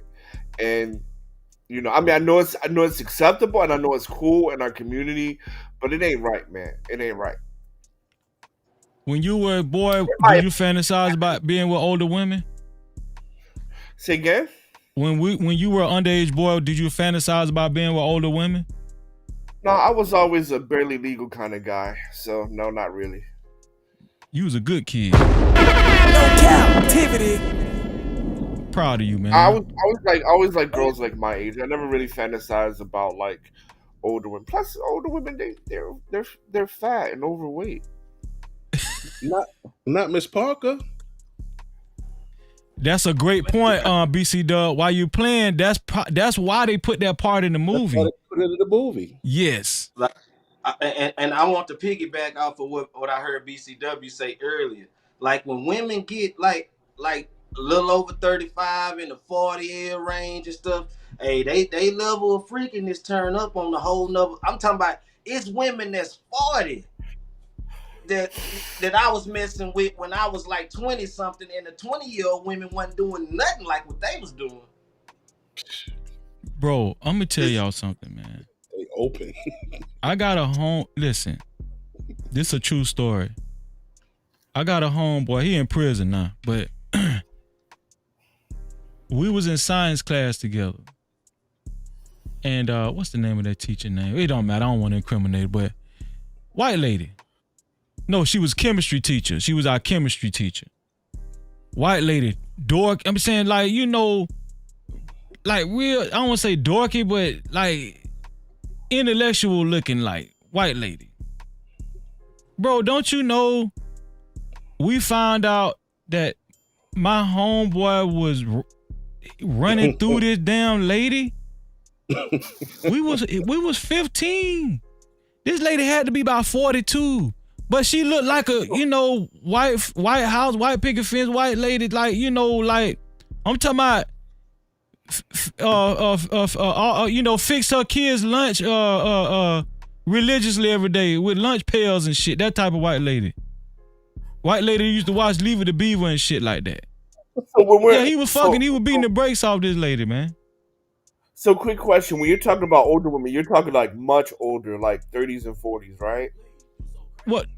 It don't have to be 30s or 40s, but nowadays, even in their 20s, right? When we was 15, let's be honest. When we was 15, a 25-year-old woman was older. It was older to us. Yeah. Okay. Then I'll change my answer. Yeah, because like when I was 15, the local college girls, they were, you still found them attractive, right? So yeah, like 20, 21, 15, yeah. But I mean, yeah. Okay, then yes. But I've never found like a 30-year-old woman. I never was interested in that. Jessica, I know 40 ain't no called freezing 40. I ain't old. No Cap-tivity. But the point I'm trying to make is that situation always was swept up under the rug. And do y'all know how many teachers is fucking these young boys, these women? A lot, man. A lot. Listen, a lot. I don't think we understand the precedence of this, because the ones that's getting caught is in no comparison to the ones that's actually still. The reason why we keep hearing about teachers getting caught is because it's happening in large. It's like, bro, this shit is a phenomenon. Also, Freezy, I wanna point out, when you look at the female teachers who are caught, being with younger boys, they're not persecuted at all. Okay, that's a whole nother side of the game right there. The last teacher, the prosecution changed it to like familiarity, something like that. Mm-hmm. But they'll lose their job, but they don't end up in jail. Only men end up in jail. The court system goes light on them. That's what you're saying. Yeah, and then on top of that, if you get pregnant, then they put these teenage boys on child support. Ain't that some shit? Mm-hmm. How you serious? 13? Yeah, you're 13 years old and she's 30 and you on child support. Real talk. And right. He was underage. Yeah, yes. Yeah. What's your hot sauce number? Now, when he turns 18, he's going to be in the rears because they're going to prorate it from 13. He don't got a job. He's a kid. So that's going to be 5 years that he going to be in the rears to pay once he starts working, which is crazy.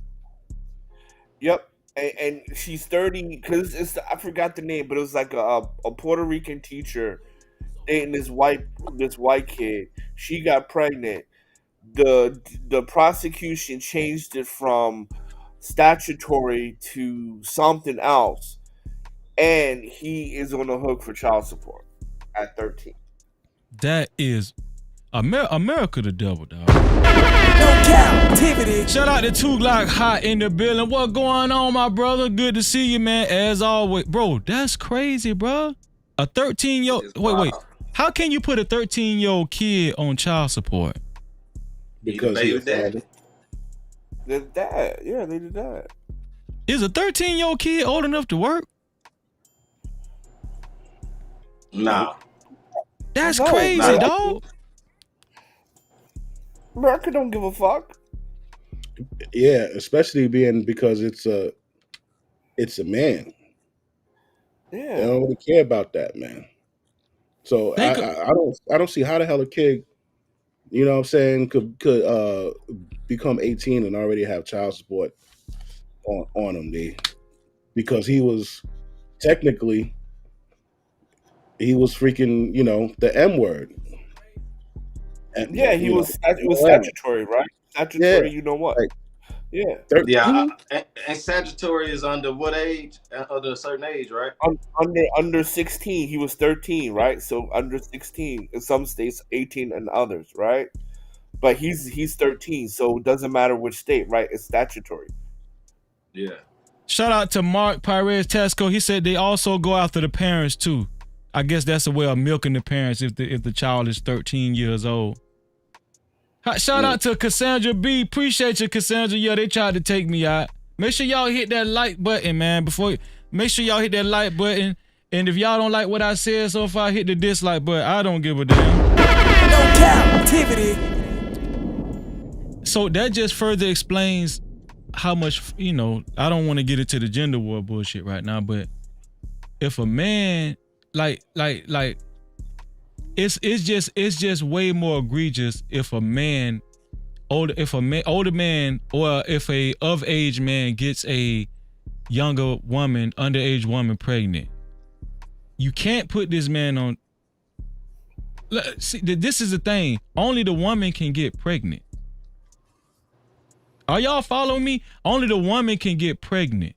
Mm-hmm. So either way, the man is gonna be demonized more so than than the women are, right? The woman is gonna be the man is gonna be demonized, and this is the thing. Let's say I'ma just go as far to say this: if a man could get pregnant and a woman got a man pregnant, they still gonna throw the book at that nigga. No captivity. They still gonna throw the book at his ass.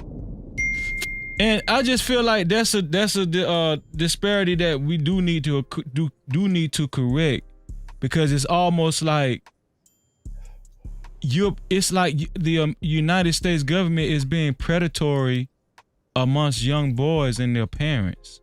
I don't think a young boy should be obligated that's 13 years old to pay child support. I think that if an older woman chooses to have sex with an underage boy and she made a cognizant decision to do that, she should. What'd you say, BC Dub? And keep it. And keep it. I don't want to go there. Yeah, she should weigh the brunt of that of those consequences. Am I wrong? Am I far off?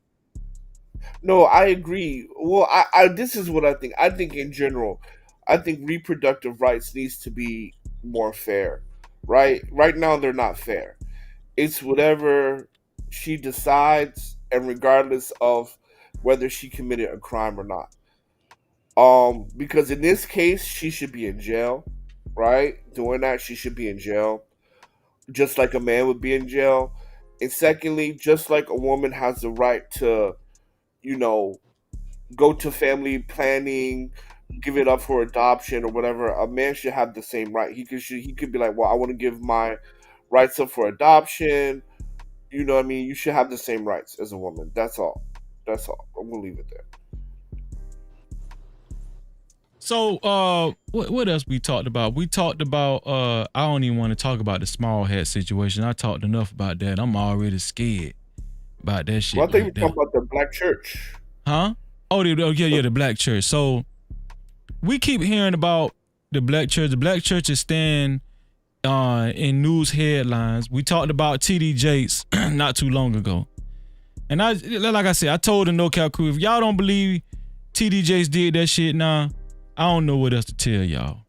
I know we want to stay positive and we don't want to persecute our religious black leaders, right? Because they just can't do no wrong, right? But here it is. Kelly Price just blowed the whistle, pause, and outed preachers and well-known gospel artists. Kelly Price started out in the secular music business, and she didn't even feel compelled to talk about all the disgusting things that happens behind those closed doors. Could y'all speak? Could the men speak? And I wish I had some ladies up here too. Could the men speak on how much you think that shit goes on behind the gospel doors? Is it from a scale of 1 to 10? How bad do y'all think that shit is behind the gospel doors? About a 7.5, bro. I'll give it about an 8 or 9, really. God damn. I mean, you gotta look at it. It's widespread. You've been hearing about it in the Catholic churches. You've been hearing about a lot of different things. It's just all over. I mean, you look at the Eddie Long situation. You hear T.D. Jakes and stuff like. I mean, it's all over. I mean, and that's just stuff that you hear about. It's a lot of little small churches that's doing the Mm-hmm. same thing that Small you don't even churches know. right there in Brooklyn. There was a pastor who was touching on the little girls in there, and they finally called him out about it. Like Yeah, that's I'm gonna say a 10. Those are the original motherfuckers. Man, I say that, man, the No Cap crew is not letting up. Everybody wrote 10. God Right. damn. They are the original motherfuckers, especially with the Catholic Church. I mean, the Catholic Church, there was one reporter, they hit him with the investigation piece, and they found that shit was countrywide, bro. Those are the original motherfuckers. Yeah. And I had go ahead, I had go knew ahead. this one chick, and like her dad was a pastor, and she had told me that that she was on this show, what's it called, Fatal Attraction. So I was like, if you was on the show Fatal Attraction, like you did the killing because you still here. But she was like, no, it was about my parents. Her father was a preacher, and her father used to molest her and other young girls in the congregation. And when the mother found out and wanted to confront him about it, he killed her. You know, and he and that's where that story came from. But like I said, it's all over. That stuff all over. Yeah. I want to say this, and I don't want to be offensive to people's belief in religion, and I do apologize, but I do got to say this. Whenever you have a community and you tell the community, no matter what the fuck you do, you're going to be forgiven, you're going to have some wild motherfuckers in there. Right? Cap-tivity. Telling them, no matter what you do, it's okay. You'll always be forgiven. That is the breeding ground for some crazy ass shit. That's a fact. Anytime, imagine if you told your kids that. Yeah. Man, your whole house would be fucked up. This one here for the thug. You know. You come home from work and they'll take your car be taken. Your kids will be 30 miles away in your car. They ain't worried about nothing because they know they ain't gonna get no ass whooping. All they got to do is say, "I was wrong, Daddy.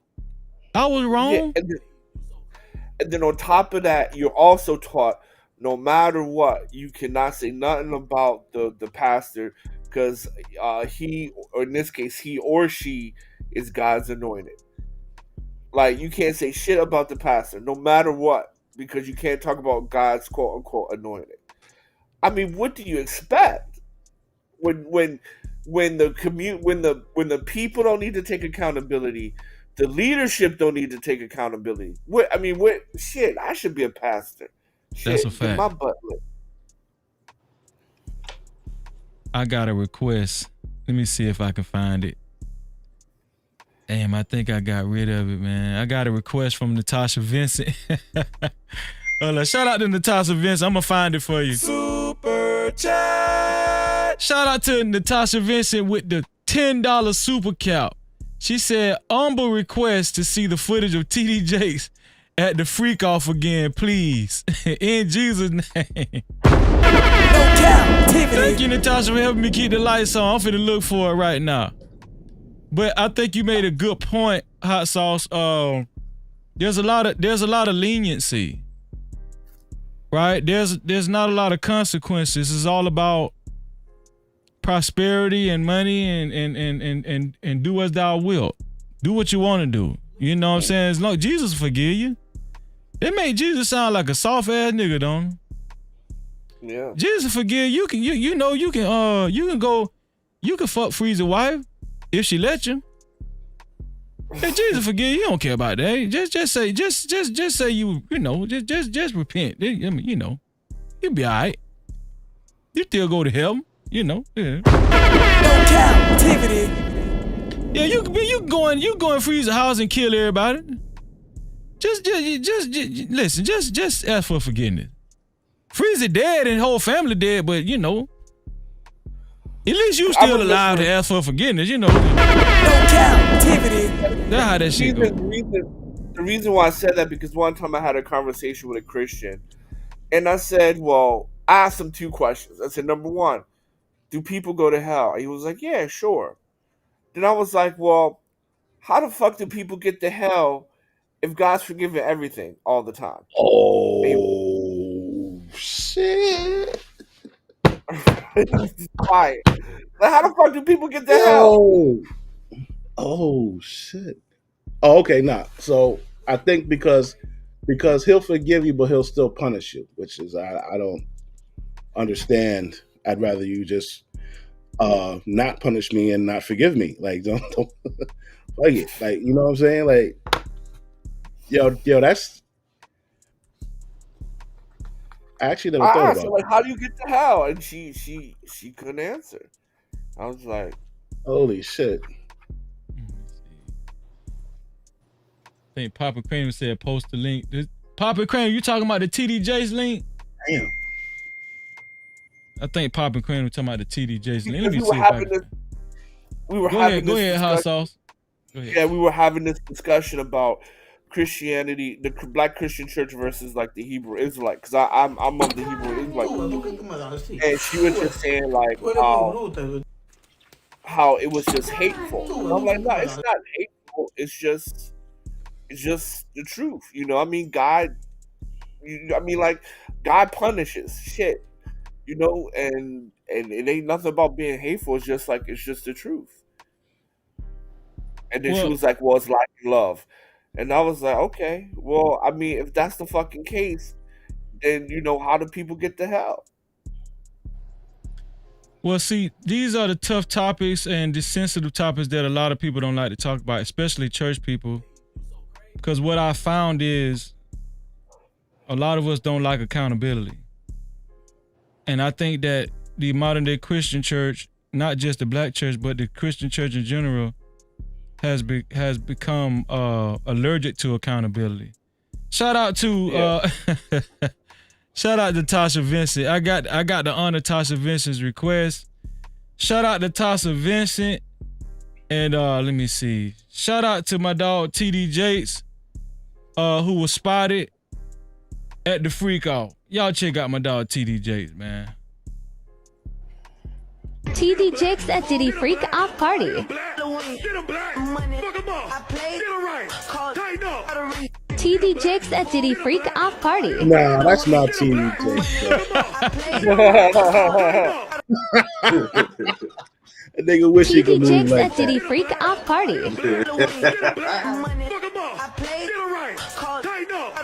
TD Jakes at Diddy Freak Off Party. TDJ, hey. TDJ was getting off though. Shout out to TDJs, man. No Cap-tivity. Shout out to Natasha Vincent for that wonderful request. Yo, I have a Gonna question. put a hole in them church pants doing that. Yeah, I have a question real quick, right? TD Jakes brought his like daughter, I think she's like 28, 27, some shit like that, a $5 million home.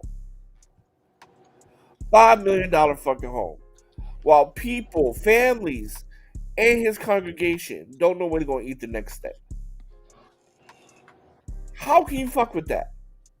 You can't, dog. That's ludicrous, man. That's ludicrous, bro. Hold on, let me see. You so damn dumb. Check the cash out. Check the cash out, bitch. Shout out to T Will, my dog, with the $5 keep your lights on. Appreciate you, T Will. No Cap-tivity. Appreciate that. You can't. There's nothing to say about that hot. This is the thing, hot sauce. Hot sauce, can we just be candid? Let's just be honest, bro, because I feel like you're sugarcoating a little bit. They don't care, hot sauce. Come on, dog. No Cap-tivity. They don't care. They don't care about us. You think TD Jakes, listen, man. You think TD Jakes care? Do you, man, listen, I will say this. When TD Jakes first started, when he was just this little fat black motherfucker who was poor and just getting started with that goddamn purple vest on. And he was about, what, 15 years old? He probably cared a little bit then. But a lot of times, these guys, they just have aspirations of being an overseer or a leader of some sort. This is no lie. I know y'all gonna think Freezer lying. When I did try my stint at college, I had a roommate. This guy was aspiring to be a preacher. Now, this guy used to get drunk with us, smoke weed, everything. And he used to love the hoes. But guess what this man used to do every day religiously? That man used to walk around our apartment in the living room and practice this. And that man used to practice that shit. I know y'all think I'm lying. That man used to practice what preachers do. Wow. He used to practice that. That's what I'm trying to tell y'all. No Cap-tivity. This man used to practice his delivery and huffing and puffing and shit. And you know what I used to tell him? And I'm gonna tell y'all something. He got a mega church in Orlando right now. A mega church. Wow. He made it. When I tell y'all this man was dedicated and he was gonna make it no matter what, I used to tell that man, bruh, you gonna bust hell wide open. No Cap-tivity. That man ain't care. And finally, he was going to this church and he made assistant pastor. And he was on his way, man. Now he got his own church. It's a mega church, dog. The church fit probably about damn near I'm gonna say 7,000 people. It's his church. But yeah, that goes to show, like, when you saying like pastors and people don't care and stuff like that. Like, just look at the example of just like far as Houston pastor Joel Osteen. Joel Osteen, he bought out the Compact Center, where like a old stadium and stuff like that. So plenty of room. Flood come, wipe out Houston, and even his own parishioners, he closed the doors on them. Closed the doors. That's crazy. Only reason he opened the doors because he got so much backlash from it. But yeah. But then even when he opened the doors, you had to be a parishioner, or you had to be a member of his congregation. And you can't just be anyone just to come in there. You had to be you had to be special. Yeah. And then when you go to his church, you are seated along with how much you contribute to the church. Oh shit. Damn. Shit. Yeah, because his church is televised. So you can't get close, because when you get close, they're gonna have probably a camera shot and all that. Nah, you gotta be a big donator to get on that close. Get close to him. And what you're saying is that's so prevalent amongst many black churches, dog, especially the successful ones, man.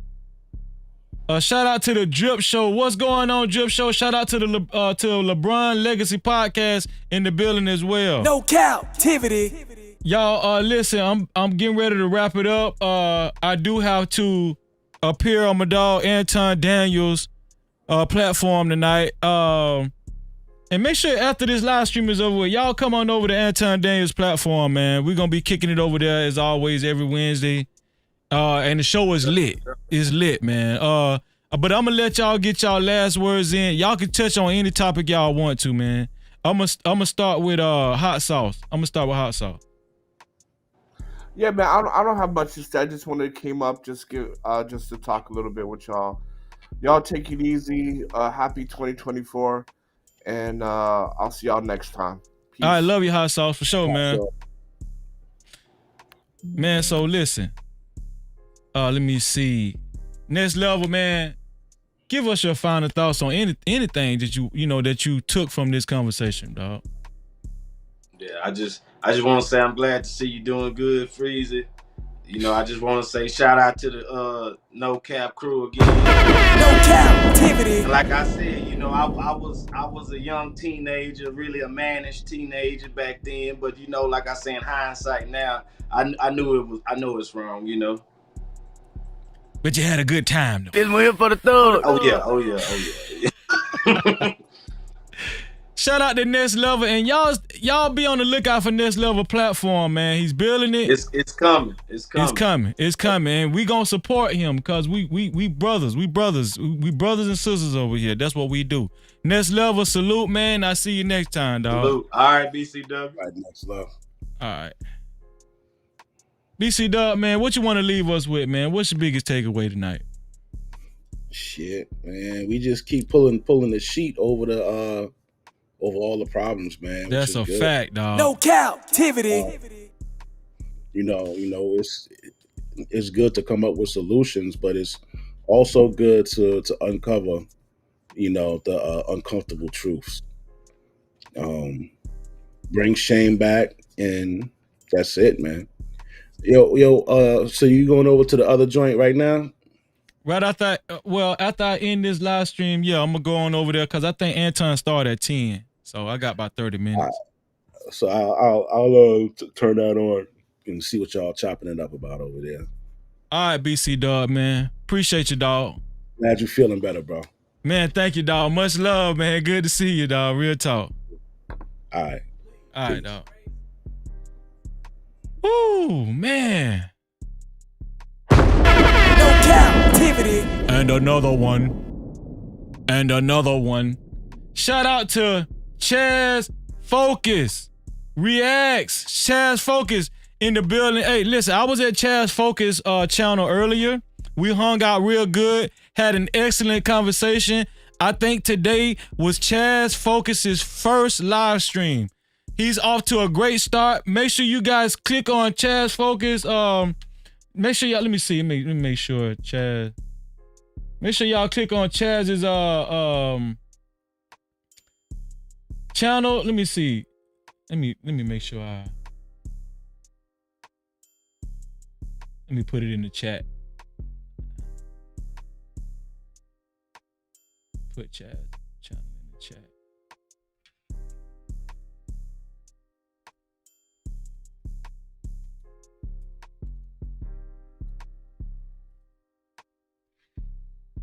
And make sure y'all click on Chaz's on this link right here and go subscribe. Also, 907 Good Eats put her link in the chat. Make sure y'all subscribe to 907 Good Eats. Trap and Slay, how you doing, Trap and Slay? No Cap-tivity. Trap and Slay, you never too late. Never too late, Trap and Slay. It's good to see you. Trap and Slay checked on me too. I appreciate that, Trap and Slay. Let me see.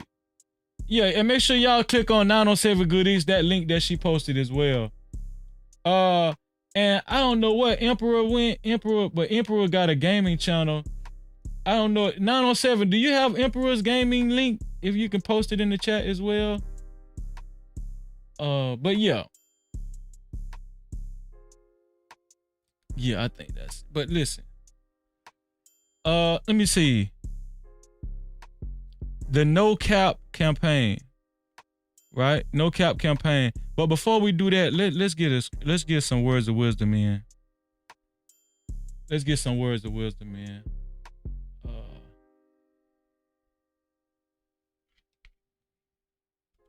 They honor me. Okay, here we go. This is a good one. This is a good one right here. I want y'all to pay attention to this one right here. This is one of my favorite verses.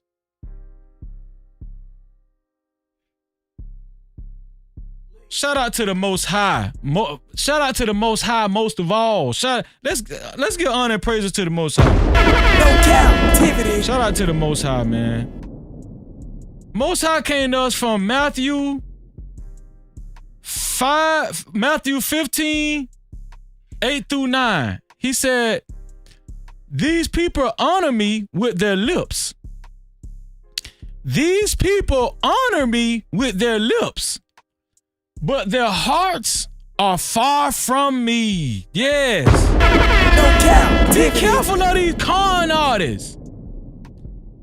People that don't mean you no good. Huh? They worship me in vain. Their teachings are merely human rules. That's it. That's it. No captivity. These people honor me with their lips, but their hearts and minds are far from me. They worship me in vain. Let's pay attention, y'all. Let's pay attention. Shout out to Global Chef in the building. The Clark Way in the building. Never too late. No captivity. Love y'all, man. Love y'all. We back in business. They tried to take me out, but I'm here. They can't take me out. I got the Most High on my side. The Spirit is with me. The Spirit is with us, the No Cap crew. I know y'all be feeling it during the live stream. Not the live stream, the live screen, huh? No captivity. That's a Florida thing. Shout out to the No Cap campaign. Of course, I always tell y'all, if you want to be a part of the No Cap campaign, right? All you got to do is share anything you like about this platform to any one of your social media platforms. Screenshot what you shared to your social media platform and email it to freezy76@gmail.com. That's my email. That's my Gmail in the chat. freezy76@gmail.com. Let's show some honor to some of the people that's joined the No Cap campaign. Shout out to Lady Naveau. She shared this. Lady Naveau shared this link through her IG. This is what she liked it. She liked it, the live stream we did about Color Purple. My big bro, for real though, Freezy, no cap live. Shout out to Lady Naveau, a part of the No Cap campaign. No captivity. That ain't it. Let's keep going. Let's get that up out of here. Let's see. No Cap campaign.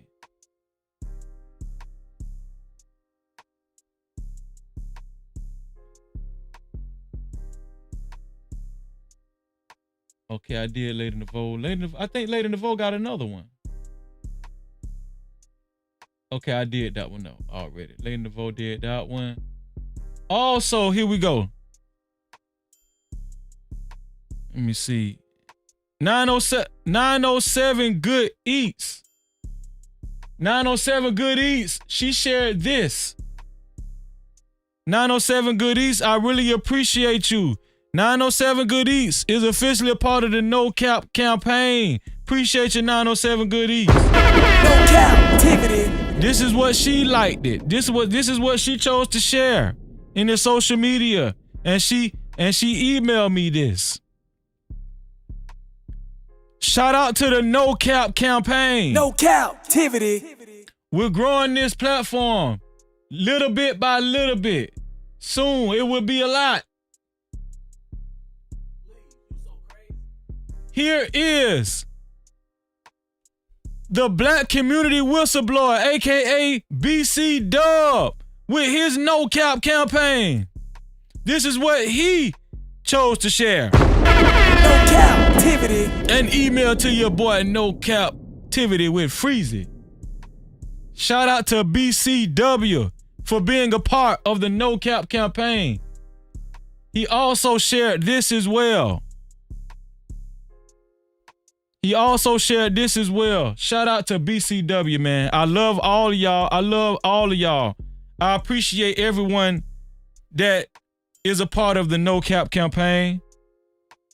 Everybody is kind of like a part of the No Cap campaign by default, but the people that's actually took out their time, like Hassan Tair last week, Lady Naveau, 907 Goodies, BCW, took out their precious time in their day. No matter if it was 5 seconds, 5 minutes, I don't care how long it took. I really appreciate it. that you took out your time to share anything you liked about the No Cap crew. Shared it to your social media platform, whether your Facebook, whatever, and then screenshotted it where you shared it and send it to freezy76@gmail.com. I really appreciate it, and it does not go unnoticed. I really appreciate it. Real talk. Thank y'all. Let me see. Let me see here. Also, shout out to everybody that helped me keep the lights on this evening. Shout out to everybody that helped me keep the lights on this evening. Shout out to Ricky Webster with his $10 cash cap and helped me keep the lights on. Appreciate you, Ricky Webster. No Cap-tivity. Also, shout out to Miss Chef Big Bang, aka 907 Goodies, for her $10 cash cap and helped me keep the lights on. Appreciate that, 907. I really appreciate No that. Cap-tivity. Also, T Will not only contributed a part of the live stream video, he contributed $5 and helping me keep the lights on this evening. I appreciate you, T Will. No Cap-tivity. Also, let me see. T Will again with his cash with the super cap. I appreciate the super cap. T Will helping me keep the lights on. Also, Natasha Vincent, my sister, longtime sister, with a $10 super cap helping me keep the lights on. Appreciate you, sis. No Cap-tivity. Tasha Vincent in the building. Also, AR Smitty for helping me keep the lights on, helping us keep the lights on. The No Cap crew. With his super cap. I appreciate you, AR Smitty. Appreciate you, dog. Also, Angela Reddick for helping us keep the lights on. I appreciate you, Angela Reddick, for your $5 super cap. Thank you. No Cap-tivity. Let me see. Jerome in the house. I say Jerome in the house, Watch him out. Appreciate you with the big 25. Keep your lights on, Jerome. I appreciate that, dog. No Cap-tivity. I really do appreciate that. Let me see. In a big way, BC Dub, as always, with his $50 keep your lights on. With his $50 super cap. Thank you, dog, for helping us keep the lights on, BC Dub. Thank you, man. I appreciate that. I really appreciate it, man. No Cap-tivity. And last but not least, the sponsor of tonight's show, Batman. No Cap-tivity. Batman, thank you, bro. Thank you for the big dollar. And helping me keep the lights on. I gotta read it again. Keep the lights on. You have the best graphics and music in the game. May God keep you and may your hands always find abundance. Same to you, Batman. Thank you for helping us keep the lights on in a big way. No Cap-tivity. Like I told y'all, I'm about to head over to Anton Daniels' channel. We about to rock out. This shit don't stop. Thank y'all for your prayers. Thank you for everybody that reached out. You know who you are. It's too many to name. Y'all know who you are. Thank you for everybody that reached out and checked on your boy Freezy. Thank you. I'm talking about even the ones that commented under my community post that I love. I really appreciate y'all. We're a unit. We're a unit, man. I love y'all. And we're gonna get better. I promise y'all, man. Y'all help me get better. Man. Okay, this is a safe space. We safe over here. And we're gonna continue to grow. And guess what? We're gonna grow the right way. No Cap-tivity. Shout out to all the moderators that held it down. Shout out to Emperor, Lady Naveau, 907. Let me see. T Will, your car be showing up. Appreciate you, your car. Shout out to all the moderators that was showing up, man. Showing up this evening. Let me see. Shout out to the Night Star. Shout out to all the No Cap crew. Most importantly, shout out to all the No Cap crew. I appreciate all of y'all. Shout out to Natasha Vincent, Next Level. Shout out to all the whole No Cap crew, man. Trap and Slay. Shout out to everybody that came through, man. Shout out to let me see. T Will, Jessica Octavia, Global Shelf. Let's see. AR Smitty, Flow State, I see you, bro. You snuck in on me. The Clark Way, Chaz Focus. Shout out to the LeBron Legacy Podcast. Let me see. Who else is here? Let me make sure I got it right.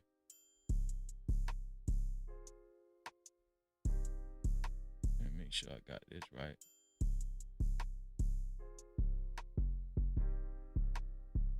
I can't find it. I lost my screen. 1 second.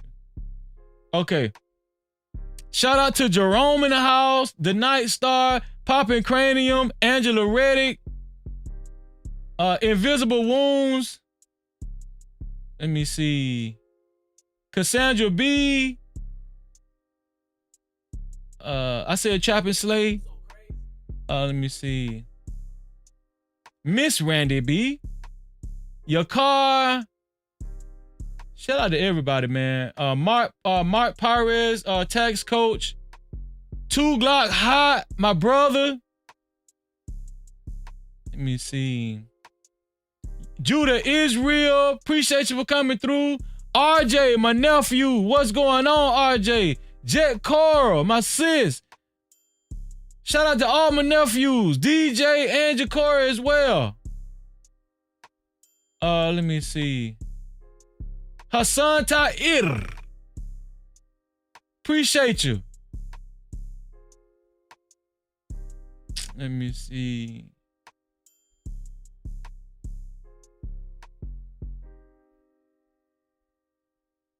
I ain't see Miss Piggy. Where Miss Piggy at? I ain't see Miss Piggy this evening. Sharon Nolan, appreciate you. BCW, appreciate you. Always appreciate. Big Pressure, appreciate you. Mia, my sister, appreciate you.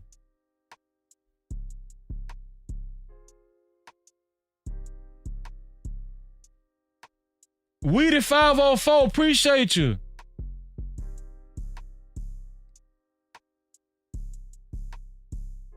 Travel One, appreciate you. Let me see. Kingdom Minded, appreciate you.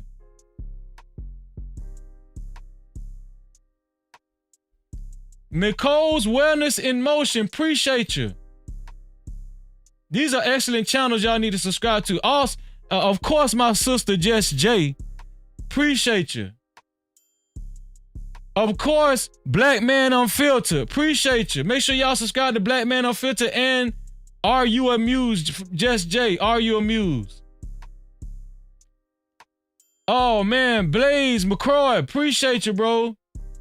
Black David, appreciate you. CBN Tech Talks. Dr. Frizzle Frost, A Warrior Spirit, appreciate you. Let's see.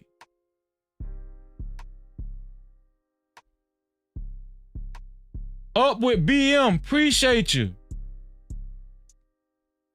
Troll with a Soul, appreciate you.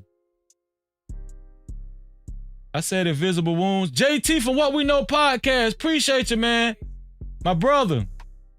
The Drip Show, appreciate you. Next Level, appreciate you. Let me see. Yep. And we just about covered everybody just then. Jay Measy. Jay Mees, appreciate you. Did I get everybody? Zero the Infinite Renewed. Appreciate you.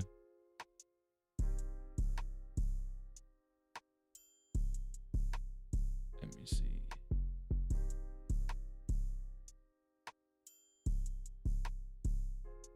I think that's it. Yep. I think that's it, y'all.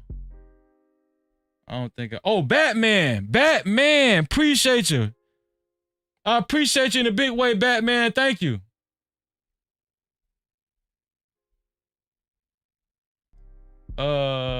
Genesis 1, of course. Genesis 1, I appreciate you. And I love all of y'all. And y'all know what I always tell y'all. To free yourself, you must heal yourself. And until the next time, we out of here.